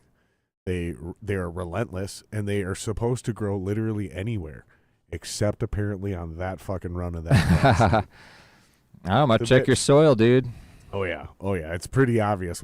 There's some serious Something I soil haven't worked problems just over there. Yeah. stopping the spread of it or the growth of it there, but It's interesting how like perfectly expertise we have become as a human species in all of these facets. Whether we talk about music, whether we talk about fucking farming, right? Soil content, like the amount of time that people have dedicated to learn about such specific things. yeah. It's super impressive. It's if cool. you really sit down People and are think about it. people are pretty awesome, I think. Yeah. It's awesome. There's a guy whose entire life is dedicated to perfecting soil content. That's cool. That's cool. When you go all the way with one thing, I've always had a hard time with that. I just get interested in so much stuff, and Me and too. I get really passionate a bit about what I get interested in. You know, like really, really passionate, dude. That it just like kind of consumes me for that time, and you know, become like a definitely like jack of all trades, master of none type thing. But I just can't help it. I get interested in all sorts of shit, and I get really into it, and that's kind of my thing, you know. And then something else will kind of come along that'll like. It doesn't replace it per se, you know, but I definitely end up like they cycle, and then the next thing that's here for me is like, damn, okay, I'm really into this, and then I'll end up going back to something else, you know, so it all stays. It's not like I just like move on to the next and never do what I'm interested in again. So I guess there's that, but I definitely have like that rush of something, learning something new or challenging or Yeah. different that I like, and I just become passionate about it. So. For sure. Fixing the cam. Fixing that cam. This cam. Looking pretty good. Oh, that's funny, dude. All right, I gotta piss. Let's play a song. Okay, I'm going to take a break. We're gonna play a Montoya song. What should we play? I got. I'll let you know what we got in here. You can pick, Maddie. Didn't we play a bunch last time? Yeah, I don't care. I play them all the time. I don't give a fuck. I use them as my breaks. Right Man, you now. should have like let me know. I should have just queued ups from my history. Well, if you would have read the email. I Seriously, it's You all gotta- in there. It's God all it's damn all in it. the email. If you just would have read that email. skimmed over it. I was like, all right, whatever, dude. I guess he's trying to be formal. Maybe he's putting his producer through the ringer, I guess. Mike G said the exact same thing. He goes, I didn't realize there was actual instructions in there. It's so funny because if you guys go back and watch the old podcast, like we play media from all of their bands, like all the time. And it's like, dude, what the fuck is going on, dude? Next time, dude, there'll be another one. I'd love doing And this it's funny again. because we're like way better now. Like we're Yeah, yeah. more successful. Like we have more viewers. Like our production is better. Everything's better now, and the guests just give less fucks. It's so funny. I'm not even offended. I'm like, all right. I mean, so anyways, I got Senescence, but it's got the long intro. We got The Void, Coalesce, Save to Place, Barrier, and Retrospect. That's what I got loaded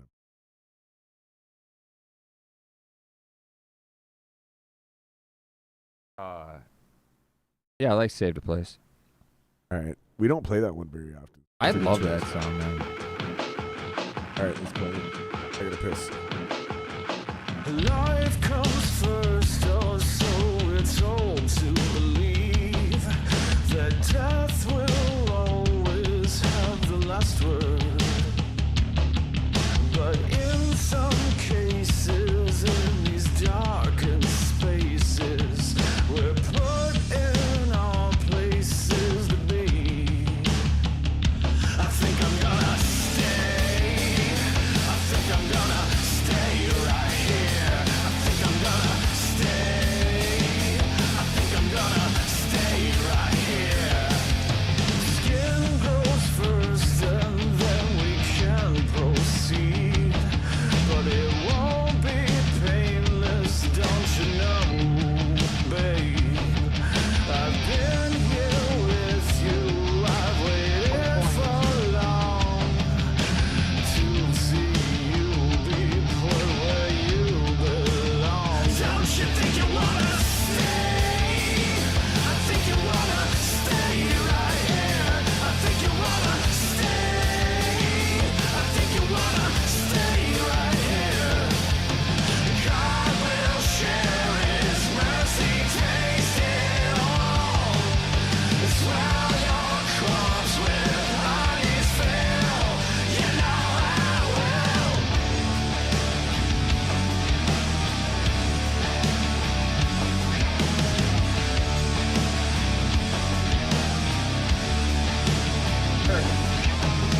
Yeah, my God.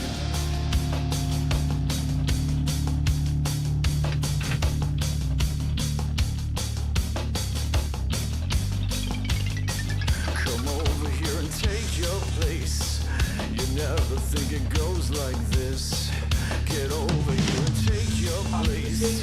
You never think life would go this way. Hey. You never think it'll go like this, but then life comes along and shows you where your place is. You never think it'll go like this, but then it does. But then it does. You never think it'll go like this, but then life comes along and shows you where your place is. You never think it'll go like this, but then it does. But then it does, yeah. I think I'm gonna stay.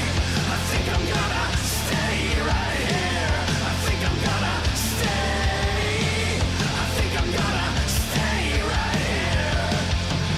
God will share His mercy, taste it all. Swell your crops with honey's fill. You know I will. Already got it up. And in analog 3/4, and it is going to be 7 and 8. No, it's playback 1, 2. It's too late now because the song's over. It was one of those two. You are correct though. Everything you said was correct. Everything you just did in your like chain that you did was correct. That was perfect. We just ran out of time because the request I made was way too late in that song. So very good job, Jason. Very good job. Very good job. Your fucking request, Jared. Well, I was just like, I just wanted to hear it in the headphones a little louder. And Yeah. It was just way too late in the On a song. rocket, brother. But he was on it. He was. So good job, man. You're on it. Good job, bro. Oh, we should turn that a little bit more, What is it? Jason. Just a touch more so that halo isn't in that shot, right? Yeah. A little. No, just turn the whole thing. Yep. A little bit more, a little bit more, a little bit. Oh yeah. I see what's going on. I see what you're saying. Yeah, that's fine. That's fine. You can, yes. You may. Yes. And then you're gonna have to like retwist it the other way. There you go. A little bit more. A little bit more. A little bit more. Do it again. Do it again. Oh, sorry. I gotta talk while you're doing it. My bad. Keep going. Keep going. Keep going. Keep going. There you go. And then you can bring it up. There you go, buddy. There you go. Nice job. So hands on. It's still a work in progress. I still can't figure out why that camera looked so Fucking different. weird. I had to go in and change the settings of my camera. They're the identical camera, and none of it makes any sense. Weird. None of it makes any sense. This Makes used no to. sense. I mean, I don't know, dude. Everything used to run so smoothly, and then we switched to PC, and it's just been so difficult to get everything like back to the way I had it. Sure. And it's still not. Some things are way better. I'm sure it's probably Some things the are way codecs better. are different. Yeah. You Yeah. know, yeah. so I think there's some stuff that's probably inherently the difference, between how Macs codecs work versus, the audio and video codecs. 100%. But so you may never actually get there. Yeah. Most of what we do is better now, Yeah. but it's so different. And the fixes and the solves to get there are so different Sure. that in some ways it's still a little bit clunky. You know what I mean? It's weird. It's weird. Dude, doing a podcast is way more work and way harder than it looks like. I bet. It's just like being that. a musician, though. The easier it looks, the better the people are at doing it. Oh, yeah. Like, if you're watching a podcast and you're like, this shit looks easy, I could do this, that means who you're watching do it is doing a really fucking good job at it. Same thing with being a musician. Same thing with being a basketball player. Dude, when they're nailing threes and they make it look easy, and then when the other team is, like, bricking everything against the fucking rim, and you're like, these guys suck. I'm like, no, you don't understand how good those other guys actually are. Like, what they're doing, they're still pros. These are still the best in the world, hitting fucking 20%. Yeah. And the best in the world hit 46. It's the same thing with baseball, right? Right. 365, Hank Aaron, greatest hitter in MLB history. Yeah. That means he failed like 62% of the time. Yeah. I love baseball, though. But think about that. Like, we were talking about this on the AMA thing. I think our success ratio for how we evaluate a lot of things is skewed as a society.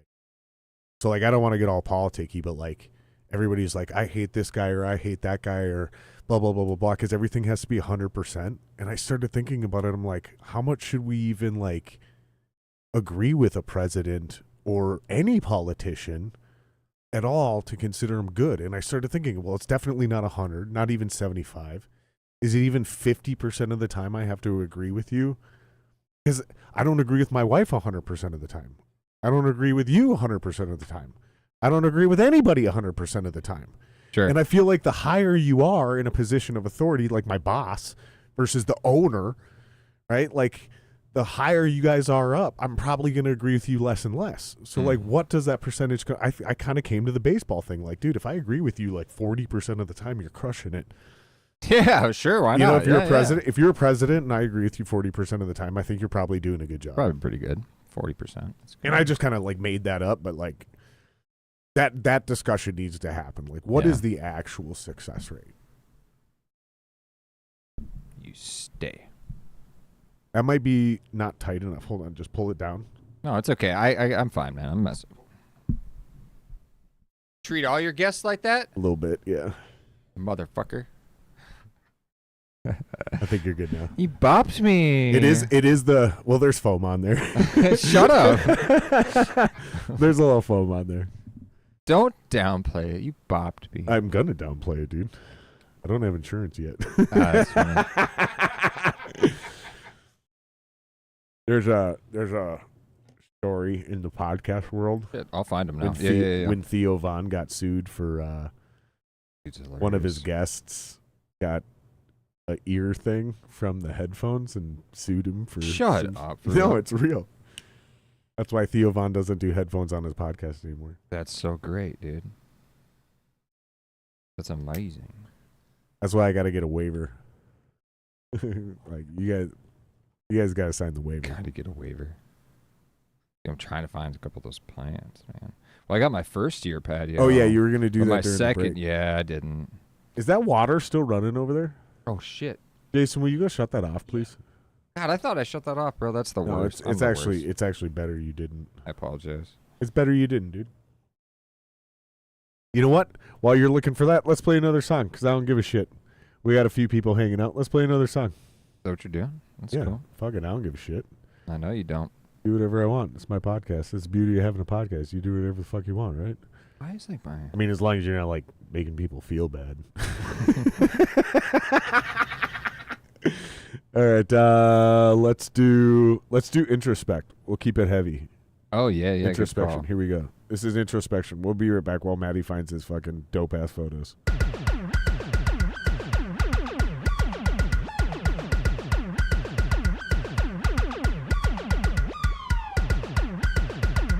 You had the best. It's all good. It's all good.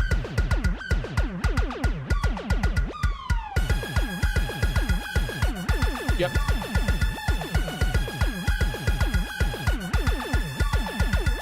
I went inside, so I won't need to feel alone. I made my way down, I slithered past my phone.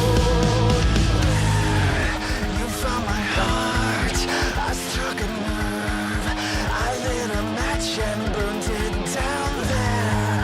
You found my heart, I struck a nerve, I lit a match and burned it down. I press on my way, satisfied with my decay. I traveled on my boat, I let my mind out alone. Some pieces left on this I will introspect. There's still some pieces left on this I will introspect. Introspect here in this haze. I burn my way through the darkest days. My mind has been lost in a maze of introspection where the shadow plays. Pain is what I got from you. I got it made it my own. Hate is what I learned from you. Tastes like poison in my soul.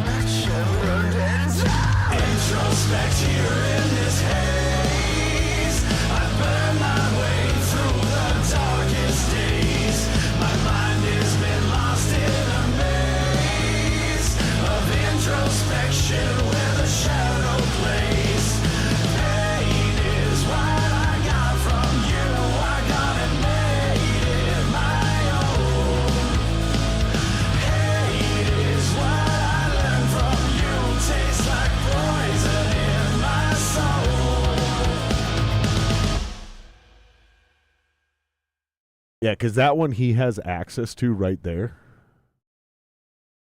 And then he can just pull it up. Yeah, if you send it to my professional page, we don't have access to it. We got anything in chat? What's going on, nerds? What are you guys doing? All right. Well, I'm You pretty guys got bad any at finding all questions? that shit. Like, just had it set up, and then I fucking don't know what I did with them. I love Murph. So even when Murph can't be here, he's still fucking around in chat, dude. I love Murph. Thank you for watching, Murph. Thank you for hanging out, buddy. I was like, no, you can't have access to my phone. You got to give access to your phone, I dude. know, That's dude. literally what you're trying to do. I know, brother. You're so much more tech savvy than me. I know. What are I'm you just, doing, bro? I'm fucking paranoid. I gave up on that shit a long time ago. I'm too public. I'm not even a celebrity. I have zero fame whatsoever. But even just having the YouTube presence I have and There you go. all the shit I got, there you go. Jason, you should be able to go into the regular Internet Explorer and pull that up. They weren't even like the most current. I swear my phone like deleted a bunch of motherfucking pictures because I That was like was kind of way definitely into that taking movie. pictures of that shit for a while. I was like, dude, my garden, it's growing. And when the vines all came in on the rails and stuff, dude, I was super stoked. Yeah, It's I fun. was It's like, cool, dude, I dude. think I'm gonna get an email. I think the complex is probably gonna be like, yay, Jumanji, tone it down. You know, dude. Yeah. For real, because like now it just looks like crazy because there aren't any vines or plants. So you just see like 100 plant clips all over the fucking place from where I was like trying to encourage the vines, you know, like kind Yep. of to grow this way. Yep. It was kind of fun, man. Yeah, good thing you didn't choose to do hops because they're a fucking problem. Yeah. Oh, and I was gonna say I did do like mint. I did like spearmint and wintergreen, I think, because someone had mentioned something like about mosquitoes and other small bugs, spiders, or something like that to keep them away. So I No, had go to my messenger, dude. Right. Like, you know how you send me shit? Oh, Daddy's mad. You know how you send you fucker. You know how you send me shit, Jason? Yeah. Okay, go into that. Go into the same thing. And he sent me the pictures that he's talking about in the same messenger that you send me shit in. Please hurry up. I don't want him to stop the car. You fuck. You fuck, dude. Yeah, so just fucking pull them up and then share that screen, dude.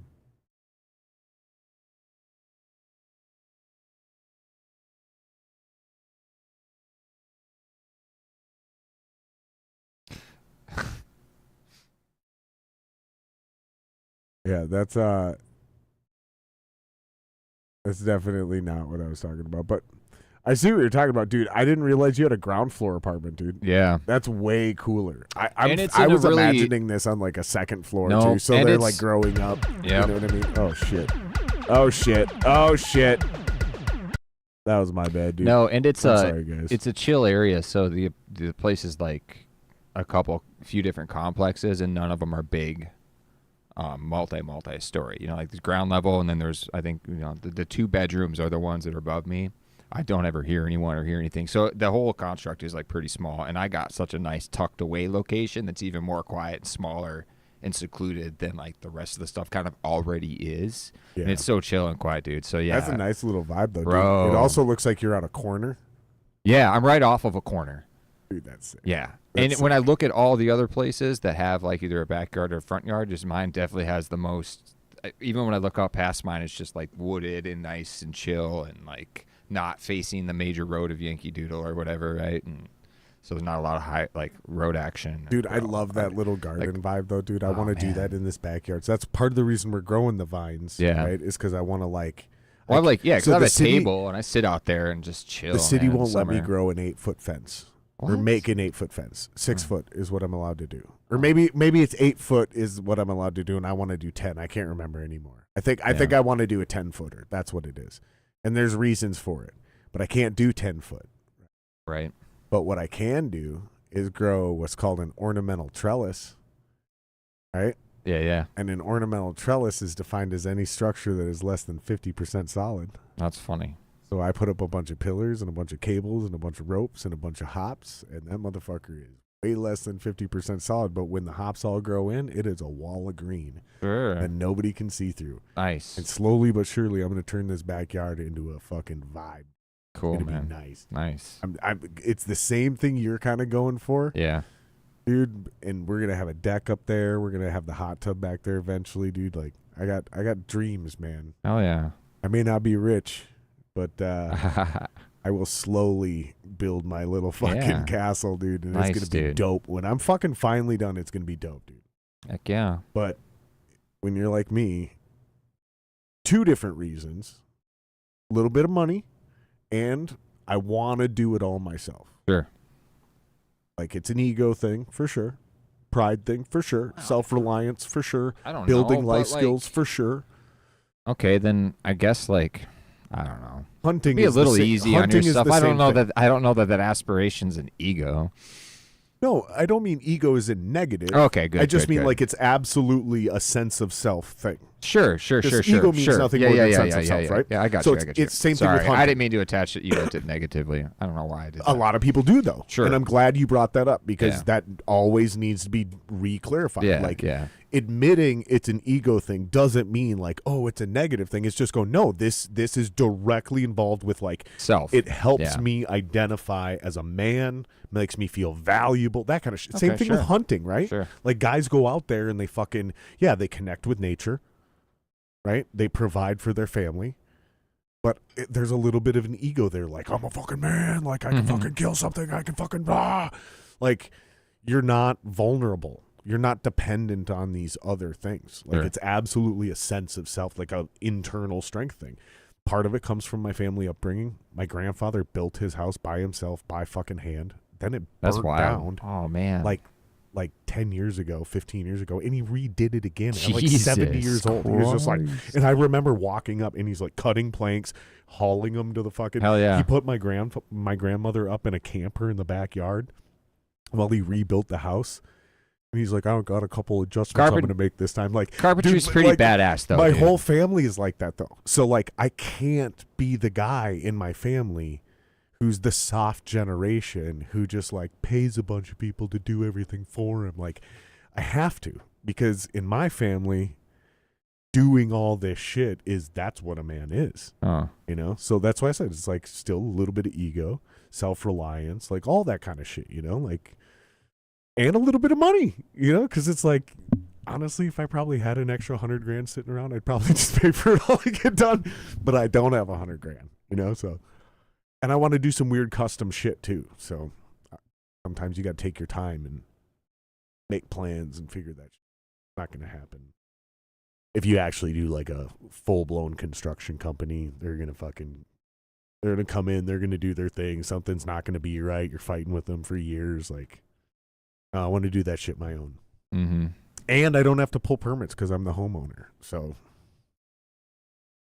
if I hire somebody, they got to pull permits.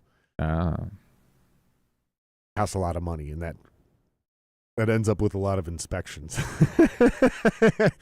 And I do everything up to code, but Yeah. That's cool, man. it's fun, dude. It's like Yeah. it's almost like writing a song. It's almost like fixing a car. Hmm. You know, you get this like incredible, like when you're done, when you get it done right, it just amazing sense of I don't know. Maybe somebody in chat can describe what I'm talking about. I'm not doing a good job of describing it. But it's very similar to playing on stage and when you're like working on your car and you turn the key over and it fucking fires up and it runs. There's this like euphoric feeling that like it's sense of accomplishment obviously, but there's like this euphoric feeling that rolls through you that I don't know how to explain it, dude. Very similar to playing on stage though, dude. Like this weird like endorphin rush that can't really be replicated in a lot of other where you're like, yeah, I fuck. And it is sense of accomplishment, but there's another way to describe it that I'm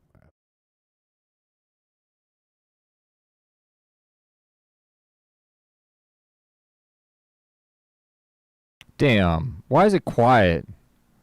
I felt myself thinking. And I was like, this sucks. I'm just kidding. That's not what I thought. But it wasn't. That was like, that was the longest 5 seconds of like nothing. I was like, I'm trying to get better at not panicking in the dead silence and trying to fill it. oh no, I wasn't panicked. But then I was definitely like, I think I'm chilling on, zoning on that thought. But yeah. It's a very good feeling. It's a cool. very good feeling, dude. When I'm fully there, I'm checked out because like one of the things that I don't like about having to be on stage is having to be on stage. It's like being in front of people. It's just never about me. I don't want it to be about me, so I don't want people to have to look at me, right?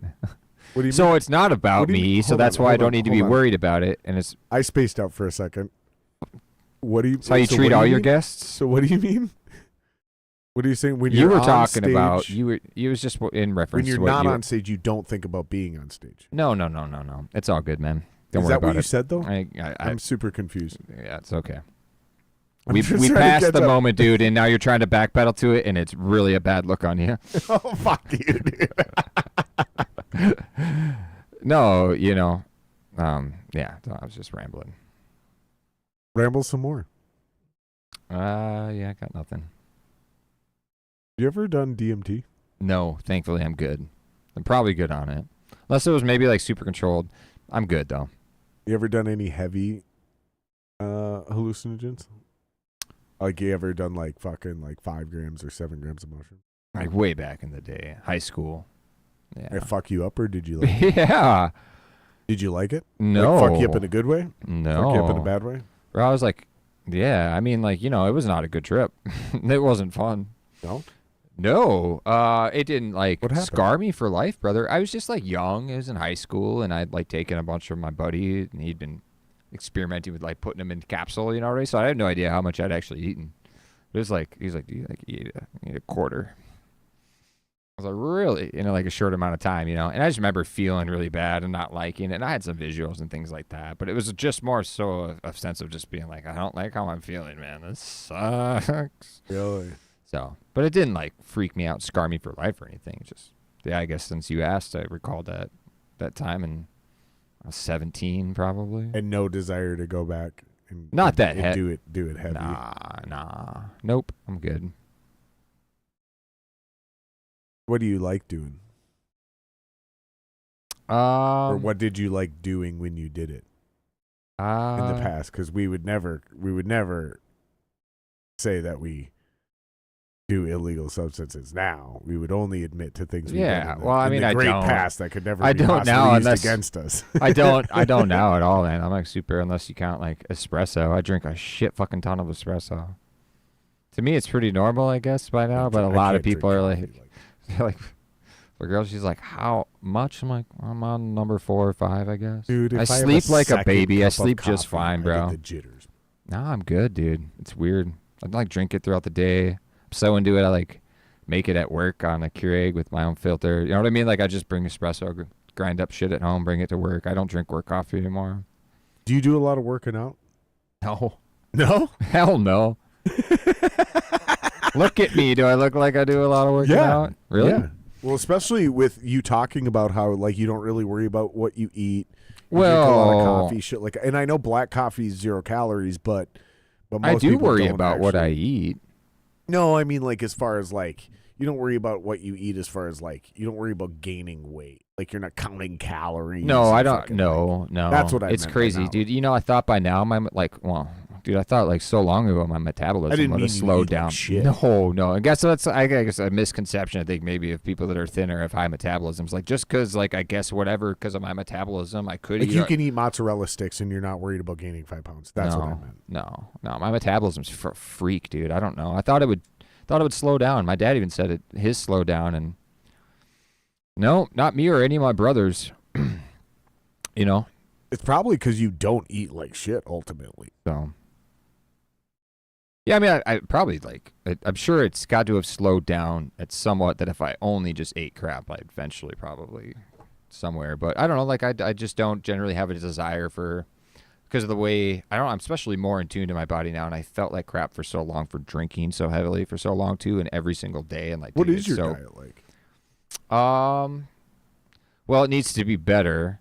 during the weeks I'm awful because like I do 4 on, 3 off, so Working, you're saying. working, yeah. So like I'm not the best at like doing meal prep or at night during my work weeks of doing stuff. So I get caught up in like doing a frozen pizza or cooking up some brats on the stove, that I pulled out from the freezer because I'll buy stuff in bulk at Von Hansen's or Costco or whatever, you know what I mean? Keep meat in the freezer, pull that out.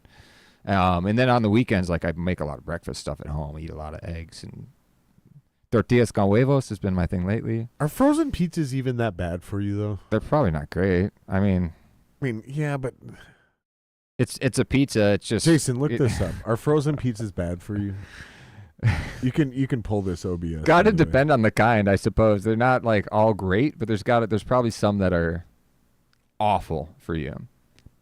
Sure. Like I grew up, There's some that are bro. better My than diet others. has never been great, so it's not like it. What is like the average frozen pizza?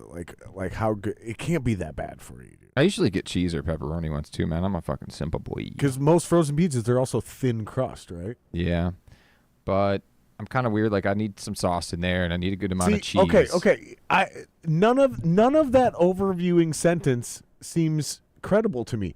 Frozen pizzas can be unhealthy because it's often high in calories, irrelevant, salt, irrelevant, and fat, irrelevant. Well, the processed and artificial preservatives, but that's a lot of stuff anyway. Yeah, but like you just said, that depends on which one you get. I'm just saying the idea of a frozen pizza, the only thing I could possibly imagine is bad. Is espresso bad for your cardiovascular health?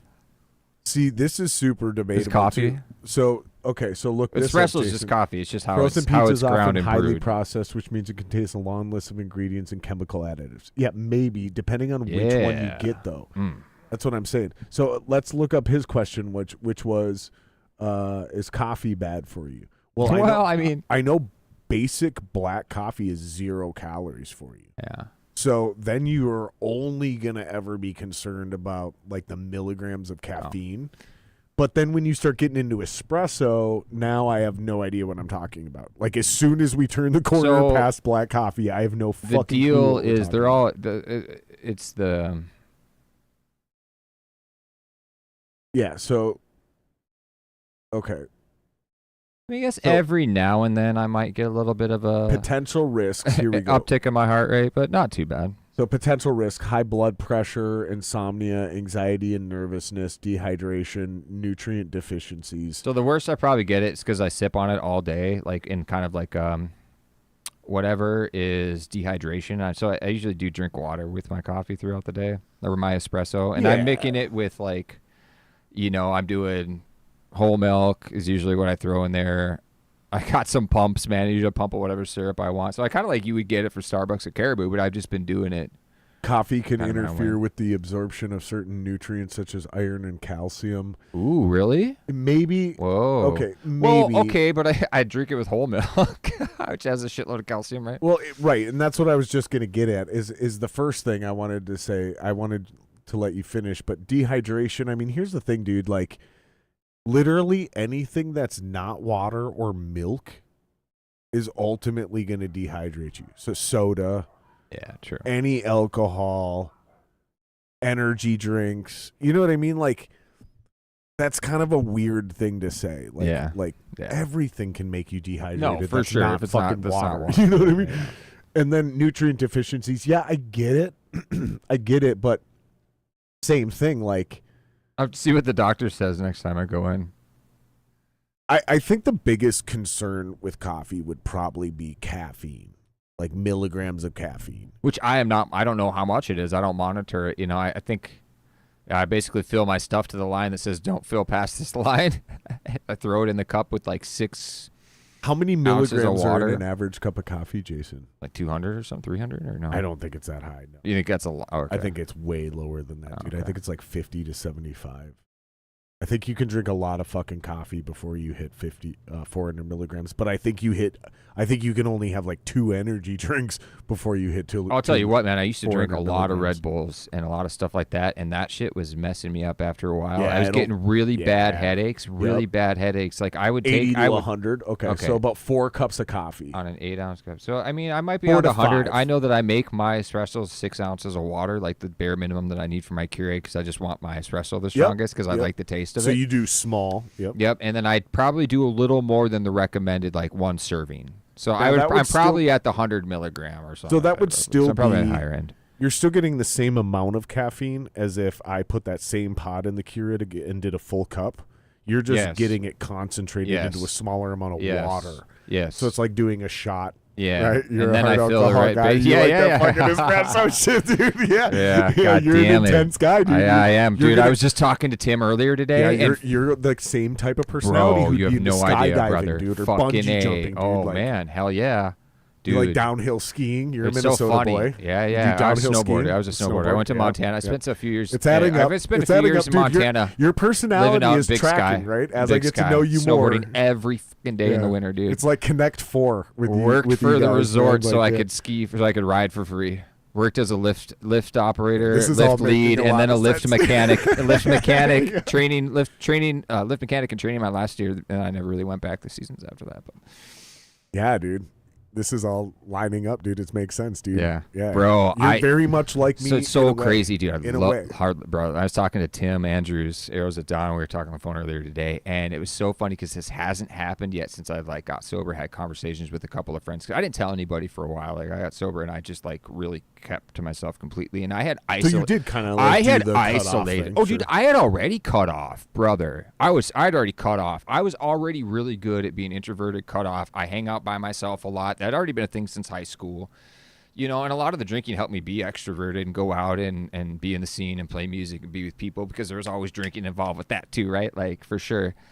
So I hadn't had like when I talk about it, I haven't had the real like, you know, bro, the party monster in me hadn't come out yet before until Tim and I were talking, and I just had a loose moment with him, and he was talking about how his dad, back when we did some stuff down like at his place in Arrows, was just like such an advocate for the band and super fun, and he would try to hang with us and party, and dude, like for my size, man, I could fucking drink. Right? Yeah. And Tim's dad's like 6'2", 220, 230. You know what I mean? I'd put him under the table, man. You know what I mean? Yeah. Like, and be the last man standing. Be like, "All right, boys, I remember my first beer." You know what I Yeah, mean? yeah. So, and so we were talking about that, and I actually let the party monster kind of come out again. And I actually, it's so funny that I was like, haven't even like gotten that vibe, but I was like, you almost brought that out of me again, dude. But That you're party like, monster. but I can see you like 5 years from now getting into paintball and like just becoming a fucking monster on the course. Oh dude. God, Like- yeah. I don't know. Not enough time in the day. Sounds physically active. That's one of those hobbies I desperately. I tried want to younger. do. I'm Younger. going to do paintball. Are I'm you? going to do paintball. It's only a matter of when, and I think I'm it's good. gonna be. I think I know I'm good. it's gonna be when I stop doing music. That'll be the new thing. It'll be paintball, dude. I'm gonna be out there fucking people up, dude. Like I'm gonna piss people off, and I'm gonna start a YouTube channel of me sniping people, me rocking with the pistol. I'm gonna master all the fucking different styles. Like That's funny. I already have a ghillie suit, dude. It's sad, dude. I already have a fucking ghillie suit, dude. Do you watch those people that go nuts on Yes, the paintball yes, on I'm YouTube obsessed. and stuff? Yes. Nice, dude. I love nice. it, dude. Jason, pull one of these videos up just so people that don't know what the fuck I'm talking about. Just put up guy owns team in I do just want to say on that, Paintball. from what I have watched and witnessed, like that's an absolute culture, paintball dude. culture. yeah. And you Capital all fuck around and C-U-L-T, find out. by the way. Yeah. Culture with a capital C-U-L-T, dude. yeah. But no, I seriously like hardcore, dude. I don't know. It's cool. No. Type it. No, not paintball team. No. Fuck this. No. Guy destroys paintball. I was like, please don't mistype Team. after the P. I don't want to know. Yeah, now go down. See, this isn't even what I'm talking about. I'm not even talking about this stupid shit where they run up and stand behind these balloons. I'm talking that one. Go up. This dork. This is me with 4 SAS Mute soldiers. it. Mute it. Play it, but mute it. Yeah, there you go. Yeah, so this fucking dork, this is the shit I'm talking about, dude. Now, the guys who get really fucking serious, all the air rifle. Oh, that's what Yeah, I'm the talking air about. rifles. I'm not That's even what I- talking about no, paintball. I was No, like, get yeah, out I think of we're paintball. confused. Get I out think of we're paintball. talking air Get rifle. Air I rifle. just Get started out of having paintball. that. I just started Air having that rifle. thought Thank when I was you, coming dude. through, Thank dude. Yeah, you, dude. I was like, I don't think this is right. No, air rifle. They're these tiny little pellets, and guys Yeah. have fucking sniper Oh, rifles. bro, they got dude, bro. This You're gonna is be out in the forest. air dude. rifle, not paintball. Yeah, air yeah, rifle. yeah. That's why I said that. It's not the paintball culture. The air rifle is just a deal, dude. Yeah, scroll down. You didn't spell air rifle right, but that's okay. Just keep scrolling down. Faster. Okay, search this in the background like stealth, sniper, air rifle, something like that. Dude. You'll find something, dude. Dude, I'm obsessed. This will be my next thing. Specifically the sniper vibe, dude, because I'll be old and I can't like outrun everybody, and get all athletic and Rambo with it like I would when I was 20. You're funny, You know what I dude. mean? It's so exhilarating, dude. That's funny. I could see you doing something like this. Is exactly what I'm looking for. This is exactly what I'm looking for, Jason. Yes. Just play this guy, and like maybe go to his channel and find a short. You can also skip this. Jesus Christ, Jason, skip the ad, dude. Scroll for yeah. Yeah, go find a short, dude, and do that in the background. Find a good short. Like watch a couple of them. You'll find one that's a good one. I trust you, dude. I fucking love it, dude. I'm telling you, dude. The reason I haven't started it is because I'm like, oh, this is another drum set. Like I can already see $300 here, $350 there. Fucking, oh, but this one helps me fucking do this and extra mags and. Dude, excuse me. I'm not trying to spend $2,800 on a new fucking hobby this summer. Yeah, you know I'm what I good. mean? I got Like, enough going on. That's what I'm saying, dude. I'm trying to remodel this house, dude. I got too much going on. That's like, oh, dude. But I can feel it, dude. That sounds so exciting. I can't wait till he pulls up one of these videos. Hurry up, Jason. God damn it. There you go. That's the one. This is the one this is the exact one I'm talking about. Yeah, so this dude you can unmute this too. Up at the top. One coming down the ditch. Yeah, there's a ghillie up there, left side. Yeah, so look at this dude. He's not only got the sniper, dude, but he's got a camera on the fucking scope. So he can record all of this, dude. This is exactly what I will do if I quit doing music. I will probably also quit the podcast and just do this for the rest of my life. Air rifle. Look, right in the headshot. face. Dude, tell me. Dude, tell me. I don't know. Dude, this Like- is the greatest thing of all time, dude. Paid actors or what? Because these guys are kind of walking around like fucking weirdos right now. Like, why aren't they being more tactical in the way they're walking? Don't they know? Because they're amateurs. But it's also extremely hard to see somebody who's properly left now, disguised big with a ghillie suit. No. I get it. I'm not. I definitely not arguing And that yes. fact. But I am sort of wondering if you're I think you. in the zone and you're like, okay, we're doing this now. Like, why are you walking around like you're hunting pheasants? Well, I think you're definitely knocking on the door of truth here. So I think these guys are like trolling low-level players. No. And they're probably not clowning people like this when they get into a higher level tournament or competition, right? But it's still a great YouTube clip and content. To No, be like, no doubt. You Yeah, can be out here bro. fucking people up, dude. Like, Honestly, oh, just man. because I like the aesthetic look of all that, I'll probably end up watching some YouTube stuff of Mr. Ghillie Suit Sniper Man later. It's too. fun, So kinda dude. funny. It's fun to watch, dude. Especially the like higher level shit. Sure. That's the exact video that I just seen earlier today that had it implanted in my mind. Yeah. I think I got mine for hobbies or whatever now. Like, I'm pretty set. I'm just locked in and chilling. And I'm good.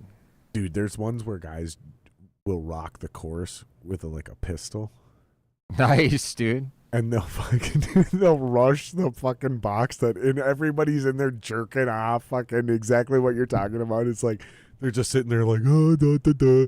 And some dude just comes in with a little airsoft pistol and he goes, bah, bah, bah, bah, bah. And just fucking takes like 7 people down and they're like, God damn it. I know from the stuff It's I have so seen, fun. I've seen some people It's get so pretty funny. upset about how some of that shit goes down, and I was like, why are you so upset, brother? Yeah, you got murdered. Like, you got killed, dude. You lost the war, dude. Like, what are you even complaining about? That's literally your fault, dude. Oh man. That's funny. Yeah, but I'm too old already. By the time I get into that shit, I'm not Yeah. that dude running around with the pistol anymore. I'm gonna be that old guy. I'm gonna be laying Good. down, I like chilling. Yeah, I like chilling, sniping people. being warm. This fucking cold wind bullshit sucks. I'm over it. I was just talking to a driver Yeah. today, and he goes, "Boy, you Minnesota guys ain't fucking around with this cold, are you?" Dude, the wind was And I told him- rough. I go, dude. It's not it's not that cold today. I go, it's the wind. Wind he is goes, a he goes, yeah, you motherfucker." Minnesota boys, I always be talking about this wind. Dude. That wind straight up was a motherfucker today. It's for real though. Yeah. The temperatures, dude. It No, could be it's not 20 too bad. below. Yeah. That doesn't matter. Yeah. You just like have an extra layer on, Yeah, whatever. and it's fine. But dude, if the wind, it could be 15 degrees above zero, and if the wind is strong enough, Well, that's and why the- it was and the air is nasty dry between enough, last night it's and bad, today, dude. because there was that, and it had been kind of warm. There'd been some moisture in the air. Why are your clothes still on? The wind kicked. I'm cold, dude. I'm cold. I don't want to get sick. I'm cold, dude. I'm so cold. It's actually not that bad down here anymore. I No, it's finally fine. heated up. Yeah, I gotta make sure I get that heater on earlier, dude. Yeah. It was pretty cold in here when we first. So what else you been up to, man? I think that's it. You know, I guess essentially since Jeremy wants to do a new song, which has been really sweet and really cool, because it's kind of like getting to start on a song that's like there, but the needle is a little further back for me. You know what I mean?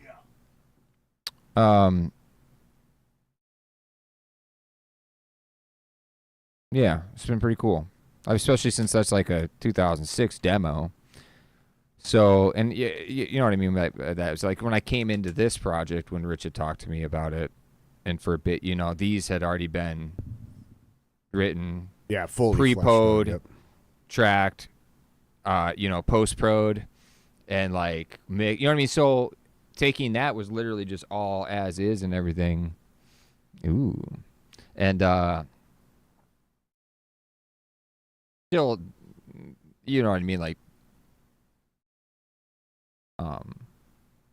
they've evolved since then, because obviously, you know, Jeremy was like, yeah, you could do your thing, and he didn't want to do exactly the record for live.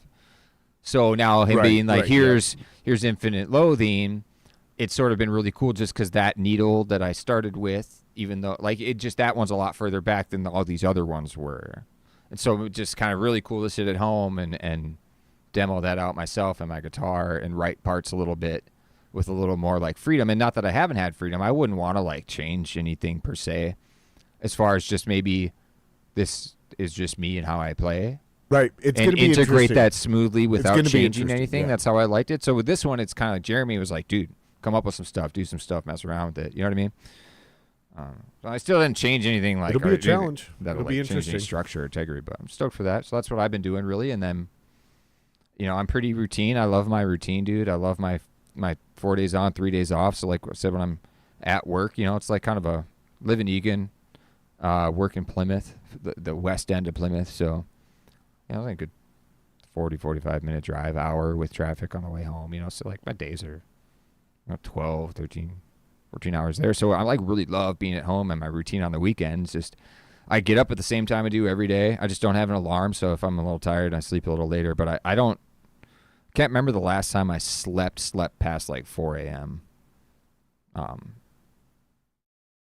And yeah, I just kind of get up and get doing my thing, whether it's gaming and writing or just spending some time with myself early in the morning. I always put on some true crime or some movies. I just got some stuff in the background that I like, podcasts, and I just literally just hang out in the environment that's really nice and cool, chill, and hang with the girl and hang with the boys. And, yeah. Then I've been doing some stuff. Tim and I have been doing some stuff slowly here that's been really cool that isn't really necessarily affiliated with anything per se, other than we just had some stuff and we've been talking and we kind of were like, well, let's just try it. Let's do it. And now we've actually been doing that, demoing and working on our first demo, actually, song as far as it goes. And So are you guys like reimagining some older shit? No, man, I'm just straight up. Just brand new. Just hanging out. What have you been doing? Brand new. It's not necessarily going to be an Arrows thing. Not necessarily going to be anything, man. We're just like kind of Arrows of Dawn or Arrows from Dawn? Arrows at Dawn. At Dawn. God damn it, dude. Yeah. I've heard that name 1,000 times, and it's one of those weird fucking band names that always makes perfect sense when I hear it correctly. But then that middle word, dude, I'm like, Arrows of Dawn, from Dawn. And as soon as you guys say at Dawn, I'm like, God damn it. It always makes sense. That band's been around for a while, right? Yeah, they were around. I just found him on I found him online randomly, and I like sent him an email. Great band name. Yeah, Great band name. I love it. And so I was like, just looking for some other stuff to do at the time that I was playing with, like Wally and Crash and Skywind. I think it was then. Yeah, it had to have been, right? Fuck, man. I don't know if I will be able to put the timeline together right now, but yeah. So you did. So in order. Let's just run through it real quick. The bands you were in from your very first band. Let's just rapid fire them in order. Your very first band, what was that band called? Tinted. Wild. How old were you? So when I came out of my basement, I was like 17. That's not that bad of a band name for fucking 17 years old, dude. Junior high. Yeah. Tinted? Yeah. Not great. But honestly, I'm obsessed with band names. Don't worry about it, brother. No, I'm obsessed not with band offended names. or I'm anything. obsessed. This is the theme on the podcast. Yeah, it's totally cool, brother. I talk about band names are a good thing to be obsessed with. It's cool. And honestly, like most of our band names when we first started, terrible, right? Yeah. So Tinted, dude, not that bad. I was so bad at great. I was so bad at documentation, and I still kind of am. Like, I don't take a lot of pictures. I'm trying to get a lot better. Your first band name was Tinted. Yeah. You know what my first band name was? Gel. I don't know. That's not bad, bro. Did you know guys what my were you like second a band jam name rock was? band? No. It was just. I think we stole it from somebody else. I don't even think we came up with it. I think there was somebody else named Gel. The second band name was even worse. It was Achilletum, which was Metallica spelled backwards. That's how. It wouldn't have been so uncreative bad we until were. you told me what it was. No, I think it's pretty bad. That's how uncreative we were. Dude, I don't know. It gets worse and worse. But okay, so your first band was Tinted. Yeah. What was your second band? I didn't have a second band. I just got hooked up with people. So then I played Okay, with. so what was the second band played you were in? With Wally's stuff, with Crash and Skyline, so you went whatever, straight- okay. whatever the. I think it was Crash Anthem. I think you at were the Crash time. Anthem at that time. Yeah. Okay. And then while I was still apart and hanging out with him, I think he revisited doing Skyline stuff. Or I'm Wonky. not sure, I've given Wally plenty of shit about this. Wonky name. I'm really bad with the timeline on Crash stuff. Anthem is both a great name and a terrible name at the same time. Hmm. It's a great, and I've said this exact same thing to him on the podcast. Being weird, talking shit. No, I don't do that. But I told him it's a perfect band name because it's epic. Crash Anthem. But it's a terrible band name because there's like no description of to what you actually sound like there. Right? It could mean anything. It could be anything. And he's like, yeah, you're totally right. That's why we went back to Skywind. It's like, yep, okay, that makes sense. Because Skywind, I think it's a great band name. They hated it. Like once it's because nobody could pronounce it. That was their big thing. Everyone kept saying Skywind. And that bothered them, right? And I was like, oh, I never thought about it that way, right? Yeah. So I'm obsessed with band names when it comes to this shit, right? Okay, so you did Tinted, and then you basically went straight into Crash Anthem. What was the next band name you were in? And then during that, it would have been Withered. Withered the Tide. Yep. And then super interesting. Well, That's actually, wait. I think it would have been, yeah. So no, it might have been. I don't know what came first. Maybe Tim's watching. He'll text me. It was either I found. Tim's watching, I think it put was it in Arrows. chat, I think Tim. it was Arrows at Dawn because I had like just reached out looking to do some other stuff. Great band name. Because ultimately, dude, like I never really felt like confident as like, oh, I could be a singer-songwriter. I never could sing. I learned to like do enough to do backups and harmonies and like practice at it and be like, okay, I could do this if I work at it and practice. That's fine because you can find the pitch, you just practice it. I can do that. Not a problem. I'm not a lead singer. But I was never really confident in being like a songwriter. And I guess I had this conversation with Tim a little bit. He's like, dude, what are you talking about? You write stuff. I was like, I guess, but I must. But I never really was confident in that.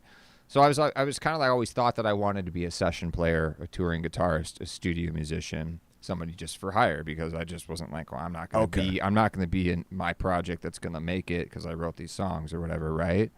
And I guess I always just had a wide range of musical tastes, and I just really loved. Some of my favorite musicians have been studio musicians, and they're not necessarily guitarists either, drummers and bass players and things like that are studio guys that. Right. Touring guys or studio guys essentially, but session players, right?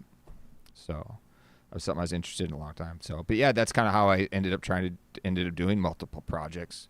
But then I figured out after I quit drinking that a lot of my doing a lot of music projects was escaping a lot of things too, is keeping myself really busy, and in doing music and always being surrounded in that environment of partying and alcohol and hanging out and whatever, right? Being accepted, no one's really gonna give you a hard time, right? So I didn't realize that I was also escaping like I was with alcohol, but with music and taking on so many projects and things like that. Like it, sure, it was like the same kind of the same thing that I was doing with alcohol. It kind of happened with music in a way, and so I was just doing a ton. Yeah. So yeah, then I did Arrows at Dawn. I think I found him randomly, and then it must have been Withered the Tide. Okay. So like I think Rich had just said something enough eventually, you know. I still think is a solid band name. I think in Jeremy and Rich have mentioned this, and I think you weighed in on this when we were all in a room together doing a rehearsal. Yeah. The spelling change was was huge for that band name difference because it changes the name of the band. Yeah. Or the meaning of the name of the band. Right, Sorry. Right. Because I still think Wither the Tide's pretty solid name. Mm-hmm. So okay. Remind me again. So the first version is WHITH. Yes. Second one drops the H. Which is like to wither on the vine, right? No, so the first one would be to wither as in to withstand, to hold against, to, you know. Okay.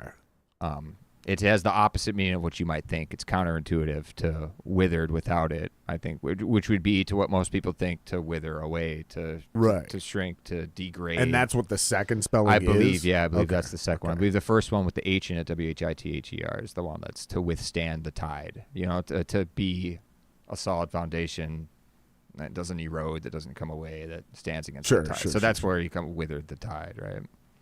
And now we're in the Montoya Machine together. Yeah.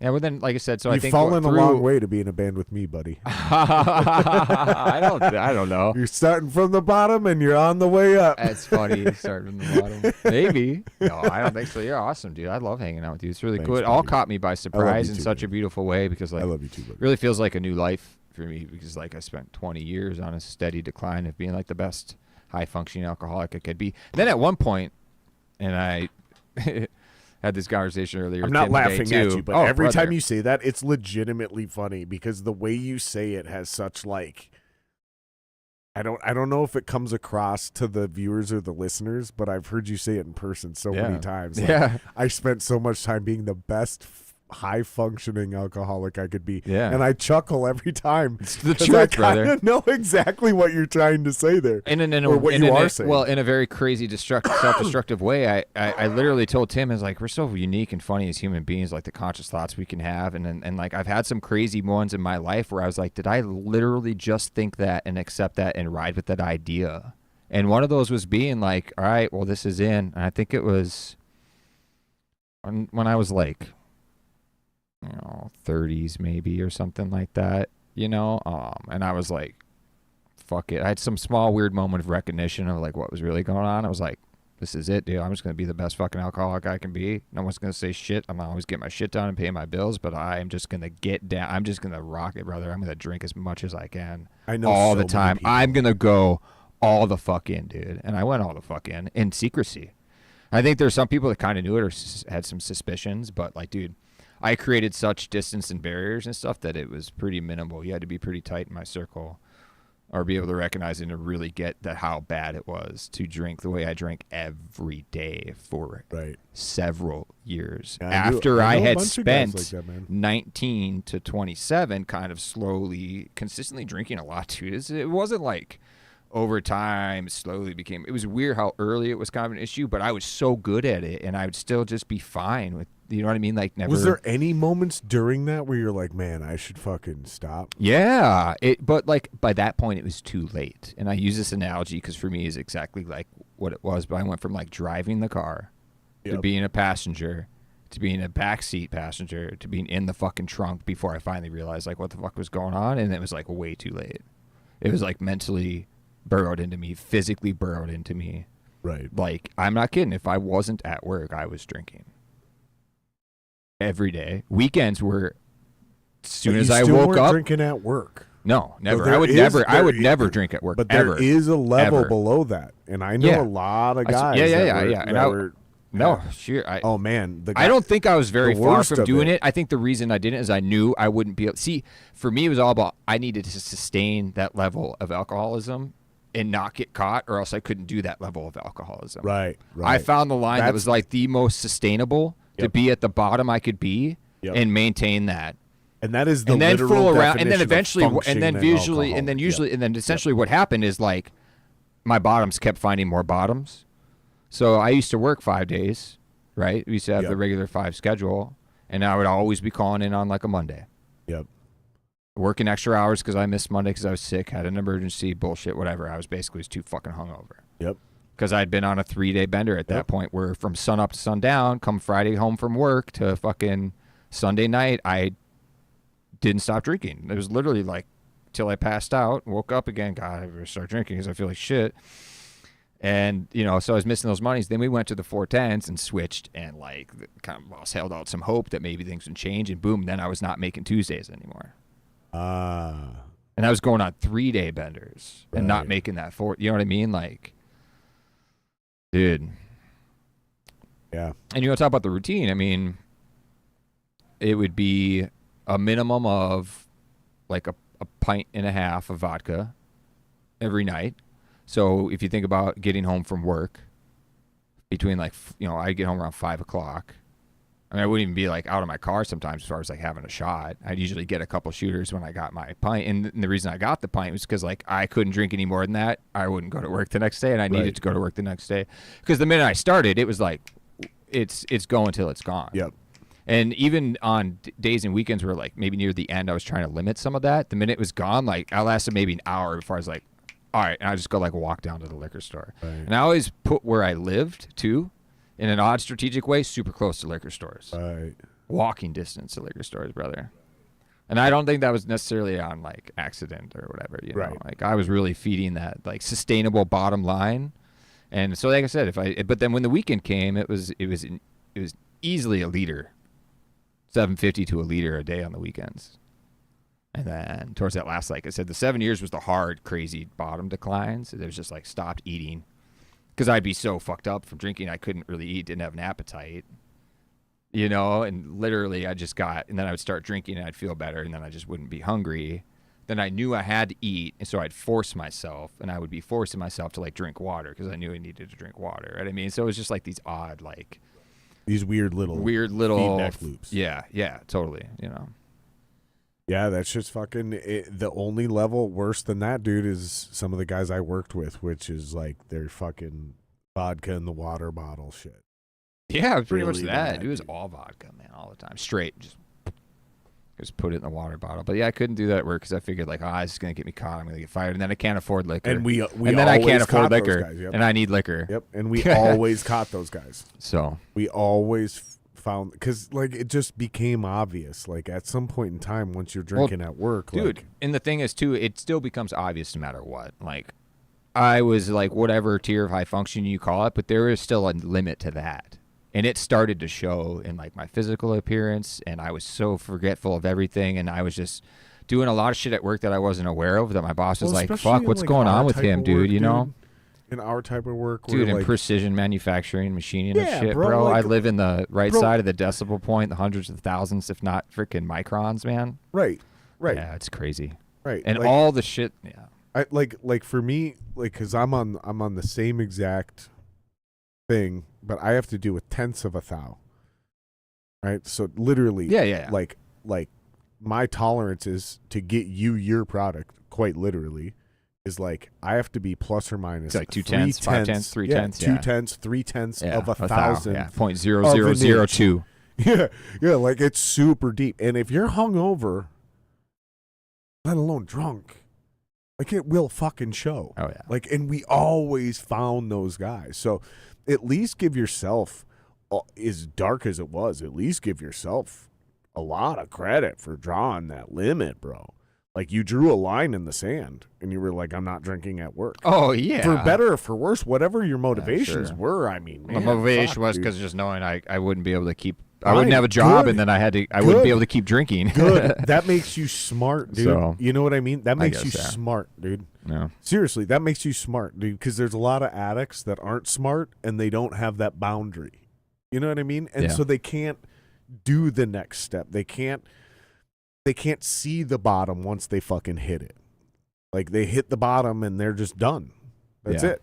Like, Yeah. you saw the bottom coming and you were like, there's only one level left to go. And you were like, I'm going to bounce. And you got the fuck out of there, dude. So give yourself all the credit for that kind of shit, dude. And I'm not trying to kiss your ass because No, you're I my know homie, you're not. dude. I'm just telling you, like, I know a lot of people that have been down that road in all versions of it, dude. Yeah. And yeah, I think it's more relatable than a lot of people want to admit. Yeah. Because I know a lot of guys who aren't even, they're just beer drinkers, but they do the same exact thing you described. Friday night, they get home, and they are fucking drinking until Sunday evening until they can't possibly drink anymore. Mm-hmm. Monday morning, they're hungover. Tuesday, they still feel like shit. Wednesday, they're finally feeling okay. Thursday, they're ready to drink, so they go out Thursday night. They have a couple beers, you know, because Thursday night's the busiest bar night of the week, right? Yeah. You know, Hey. they go have a couple beers, and then Friday night, they hit it hard again. Have him in the background. Look up how many shots are in a pint. Curious. How many shots? 'Cause I wanted to are put in a perspective pint? too. Weeknights. You get home at 5. I was probably passing out around 10. What is a So shot? in 1 ounce? 5 hours, What is I a was shot? drinking What is a that shot? much every night. 5 Ounce? and 1 ounce, I think, or 1.5 ounce, or what? You'd have to look. How many shots are in a pint? So roughly like 10 and a 10 half. jiggers? What the fuck is a jigger, bro? Is that a shot? It's some sort of Because a shot. liquid. First look up what is a shot. How much is in a shot?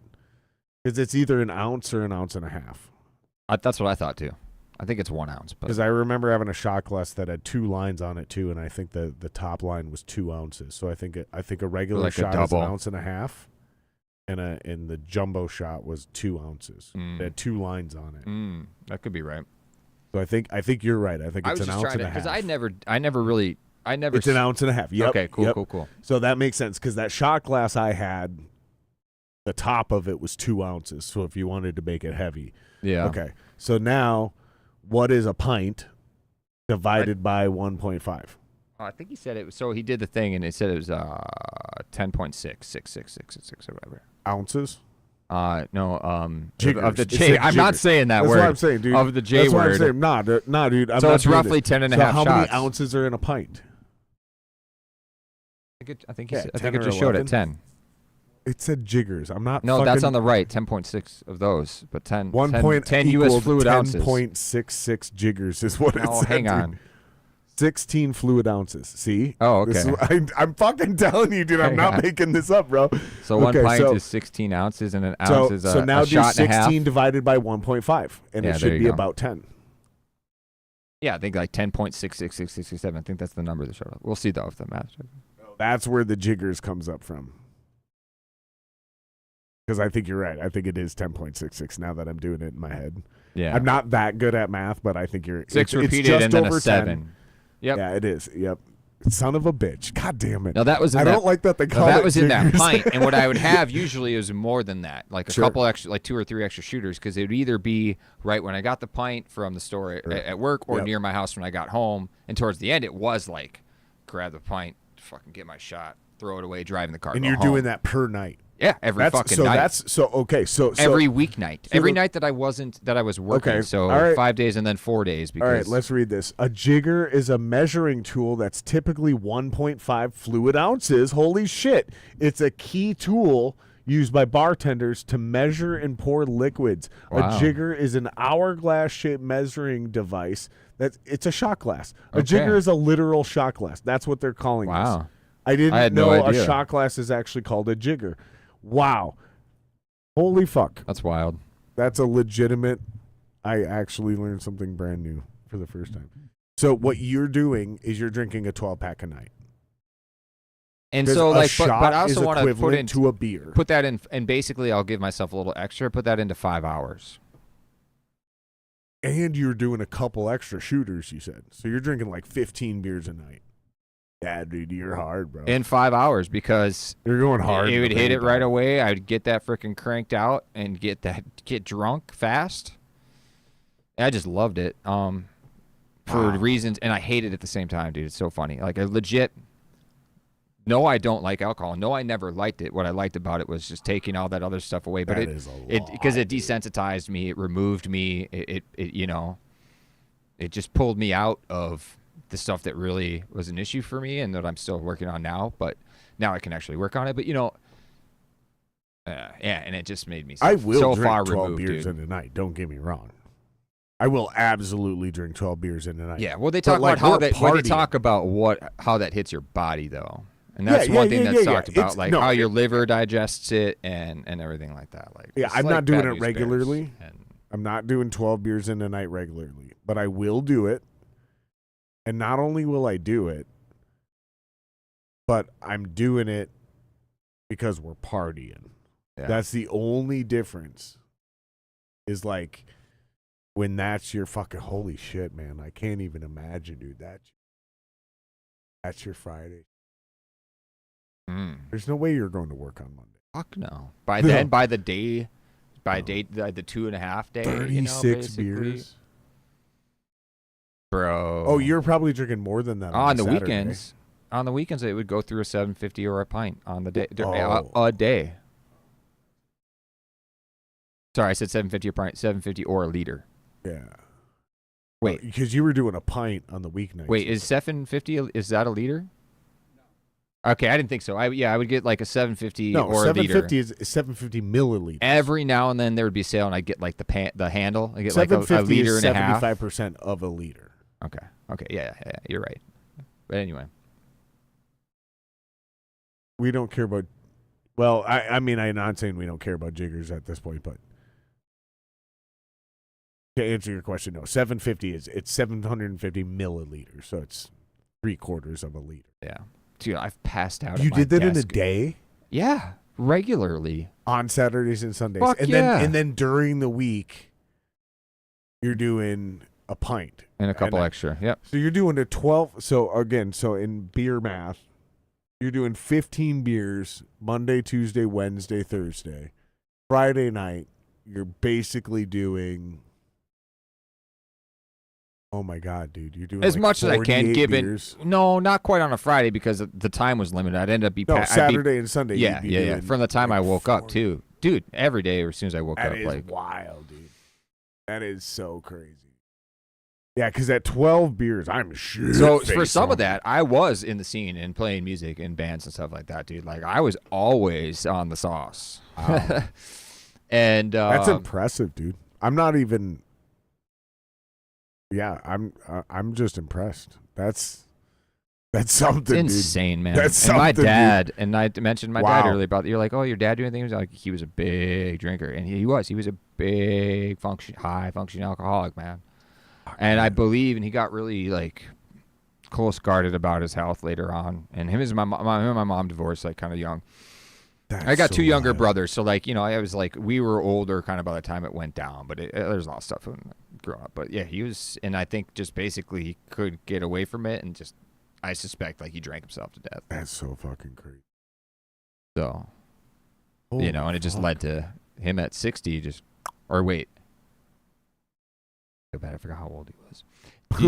No, it was crazy, dude. So listen, this is like how removed and desensitized I was by all these years of drinking, heavy drinking, and just being, just like I said, just kind of like desensitized, cut off, really removed in so many different layers. I was so numb. Yeah. It wasn't until this past year, like just before the new year, that I like recognized when my dad died. The year and the day. Up until that point, I couldn't tell you what year he died. And I couldn't tell you the month or anything like that. Because I wasn't ready to deal with it or anything like that. And I was so numb that when it happened, and my wife at the time, my ex-wife now, walked into the room and told, or I had gotten a call from my mom, and she had like walked in and told her like my dad died. I didn't feel a fucking thing. And I was like, what the hell? This is so weird. Holy shit. You know, and then like I finally started dealing with it this last like kind of couple months, and it happened because I turned on the laptop and I was like, I'm going to clean stuff up. I'm going to start kind of like writing and recording again and whatever, just for myself. And I want to have a setup, and this is my home and my environment. I'm ready to start playing some music. You know what I mean? And I opened up my fucking MacBook, and all these messages from when I used to have an iPhone showed up on there. Oh, and it was a bunch of, I'm sorry about your dad, dude. I heard about your dad. I'm sorry about your dad. And so there was all these dates, and I was just like, and then it just like hit me. I just like lost it, like broke down pretty hard. I just started like accepting like that I lost my dad, and it's crazy because I never had the time to really tell him anything or figure things out with him and ask him questions and all this other stuff. So I'm like processing even now still today, just like a lot of stuff of that, of like being a kid and wondering questions and being angry at him a little bit, but then forgiving him, but not being able to get to talk to him. And when I first got sober for the first like 6 months, after a few months, like there was a heaviness that hit me that I like felt almost like a survivor's guilt, I guess. Sure. Where I was like, man, I wish like my dad would have been around. Like maybe I could have championed for him or with him and helping him got like sober, you know, or like I feel like I understood him a bit more, and like maybe what really ailed him and bothered him and like hurt him so much in a way. And I was just like, man, I would love to talk to you about it, you know. You believe in God or anything like that? I believe in something. Yeah. I believe there's too much energy in the world and things for there not to be something. Yeah. But as far as like any sort of like figure, not necessarily per se to put a religion or a name to it, but I'm spiritual. I mean, I do, and like, and the way I see things, I have had a path with God, and I from a young age and growing up in church and getting involved in certain youth groups, and I've sort of felt like I had developed a relationship with whatever, my own personal relationship with God as it may be from a young age. But then I had a lot of stuff. I had my own issues with church. Sure. That I had growing up, and stuff sense. That sort of was just like I backed out of that and kept my own faith and spirituality. Again, very smart. You're very for myself. Those are two different things. Very intelligent to separate those things, because like at least my understanding of God and like all these fucked up things in the order of things and the way things go down, and like as fucked up as it seems, like there is in my heart of hearts, I believe, a reason. Right. And so like we can't understand these things now, and it's like hard to accept, because trust me, I have again similar experience talked about on the podcast. I know exactly what you're doing. Like, yeah, but if you would have been sober, things just simply would have gone down differently. Yeah. It's super easy for us to Monday morning quarterback this and make it like idealistic. If I would have, could I have? Sure. The one that fucks me up, dude, the one that fucks me up really bad. And this is why I can say this. This is why I can speak up. Because I knew this dude, his name was Mike. And he was not in a good place. And he just showed up in my driveway one day, but I didn't know it was him. And I'm like super, and I'm fucking like trying to figure out who's in my driveway in his car. Realize it's him. I'm ready to fucking beat this person to death. I mean, it's fucking Minneapolis. I don't know who the fuck's in my. Be a fucking crazy person with a gun. Like, I don't know what the fuck's going on. Right. And I realize it's him, and I'm like, dude, fucking come inside, bro. Like, because he explains to me a story. I'm like, dude, sleep on the fucking couch, Jill. What the fuck is going on? I feed him. I give him some food. I fucking make him a quesadilla. I remember because I had this beautiful griddle. Me and my wife talk about this a lot. We have this griddle in our house, and I make him this quesadilla. I fucking give him some wine, and he's like, oh my God, this is so fucking good. Blah, blah, blah, blah. And I'm like, dude, stay the night until you get your shit together. I'm thinking it's going to be 3, 4, 5 days, gets his shit together. Got some issues going on. But literally within 2 days, he's coming and going out of my front door. Every 45 minutes, he's leaving and coming back, leaving and coming back. Yeah. Like, what the fuck? I'm like, Mike, you can't. Like, listen, I'm willing to help you out, dude, but you can't come and go like this. You're making this look like a crack house. Like, it's just super. I got neighbors. I'm already getting phone calls like, who is this guy coming in and out of your house all day? Like, this is super weird, right? Nosy neighbors. This is Northeast Minneapolis, right? And I'm a renter. Like, I'm not supposed to have an extra person living in my house. So I go, dude, like, come here at night, sleep, I'll feed you, and then leave in the morning, go do what you got to do, and, like, but we got to, like, keep this low key. Yeah. And he goes, fine, I'll go fucking kill myself. And I was like, yo, whoa, chill out. I was like, Mike, come back. And he goes, no, fuck you. No one gives a fuck about me, not even you. The next morning, he was found hanging in a tree. Goddamn, dude. Right? So this is what I'm saying. It's super fucking easy to Monday morning quarterback this shit and beat ourselves up and be like, if I would have, maybe something would. That dude was going to fucking kill himself. And it took me about 5 fucking years to figure that out. Sure. The fucking, the level I let that fucking experience haunt me. You just see what I'm saying? So I'm not trying to diminish what you're saying, no. But, like, just be very careful about how much you do that. Oh, I am. Because it is very healthy what you're doing. I'm not trying to. Because I also have what people talk about, like, I described this once to someone. I'm not sure how accurate it was, but it made sense to me in a way. For, like, I basically became very complicit in a lot of things through complacency and not setting any boundaries in my life whatsoever. And I hated that. I hated living that way. So I have a lot of, like, what you call moral injury that I'm working through, where I just hate how I operated and who I was for so long. And Rich kind of said this in a little bit, which was nice that he did. I believe it was Rich. I hope it was. Whoever, it was just like, at the end of the day, what matters. And actually, maybe it was me. Anyway, it's just how I feel about it. And I've had to wade through not feeling very good about a lot of things. Sure. And it's been it's really heavy on me. But I also know the fine line of not taking that and running with it to beat myself up into the ground, because, like, I'm trying to practice self-forgiveness a little bit more, because, like, I had a good talk with myself. And it was basically one day I was just like, man, if any one of your friends or anyone, regardless if you knew them or not, came to you with any of this, would you, and I was talking to myself, would you ever say that to them? I was like, fuck no, I would never say that. And I was like, then why are you telling that to yourself? Like, why are you saying that to you? Exactly. And I was like, yeah, fuck, man, you're right. I can beat myself up. I can be guilty of that, but there's a fucking line. And it's like, you're right. If I wouldn't treat someone else that in a million years, if that thought to myself wouldn't ever be a sentence to somebody else, well, why would I perpetrate that to myself? So that changed some things for me in a really good way, as far as, like, for sure, being able to healthy process some things I don't feel good about at all, that I don't like, Right. And I'm not saying we shouldn't, like, look back and criticize our past actions. Yeah. What I'm saying is, like, I think it's really easy for us to kind of sit back and dwell on that and harp on that. Yeah.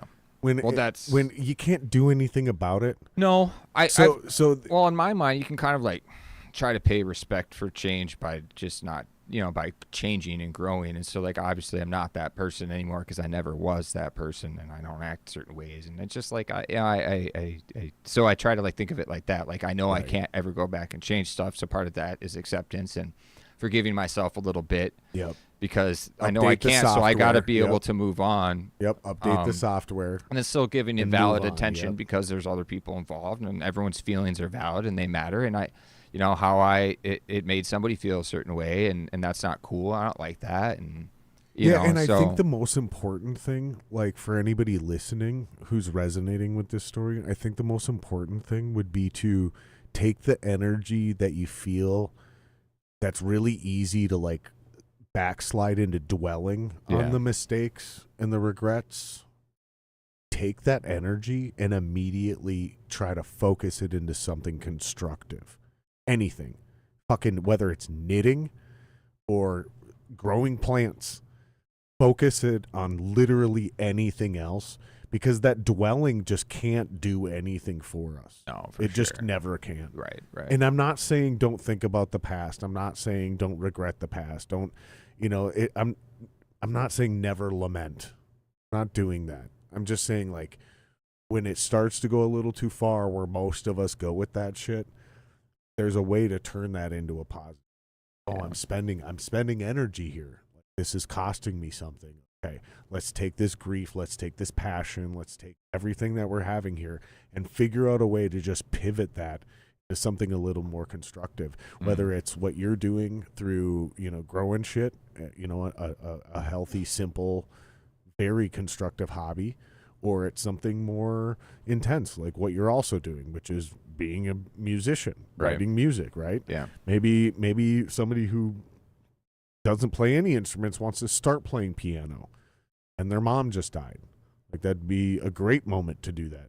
Like, if you're ever going to be inspired to learn beautiful music, it's after grief and tragedy, or you just had a kid, and you fucking can't do anything. So you fucking plug in some headphones and play on this fucking tiny little Casio keyboard. You know what I mean? Like, Yeah. just focusing all of that and figuring out a way to take all these weird moments that we have and, like, turn them into something constructive, because I think that's the only ultimate way any of us can actually move forward. Sure. You know what I mean? Yeah. Well, listen, guys, we got to wrap this up. Fucking April 26th. Dude, I can't believe it's already quarter after it's- 9. Yeah, what the hell? it's like 9:30 almost, Fuck. dude. April 26th, we're playing at the Skyway Theater. We're gonna open for Blue Felix. We're gonna open the main stage. We're super excited. That'd be super I haven't fun. been able to talk about this yet, but we can officially talk about it now. We're opening. Bullets and Butterflies is playing right after us. Then it's Duratio and Blue Felix, and then there's an entire second stage that's happening. And I do not know all the names of those bands. Not everything has been announced officially. The artwork's not even announced, so this is kind of a little Cool. oh, hey, baby. Hey, this is happening. So Cool. April 26th, Skyway Theater. I don't even think it's on their website yet, but you can go there, keep an eye out, get some details. Super excited for that, dude. Yeah, me too. Thanks for coming and hanging Yeah, out thanks tonight, for dude. having me, I'll man. see you tomorrow We'll do night at more. rehearsal, I dude. will. I'm fucking stoked, dude. All right, brother. This was a blast, man. Yeah, we'll see ya. All right, Jason, take us out of here, man. All right. Bye-bye.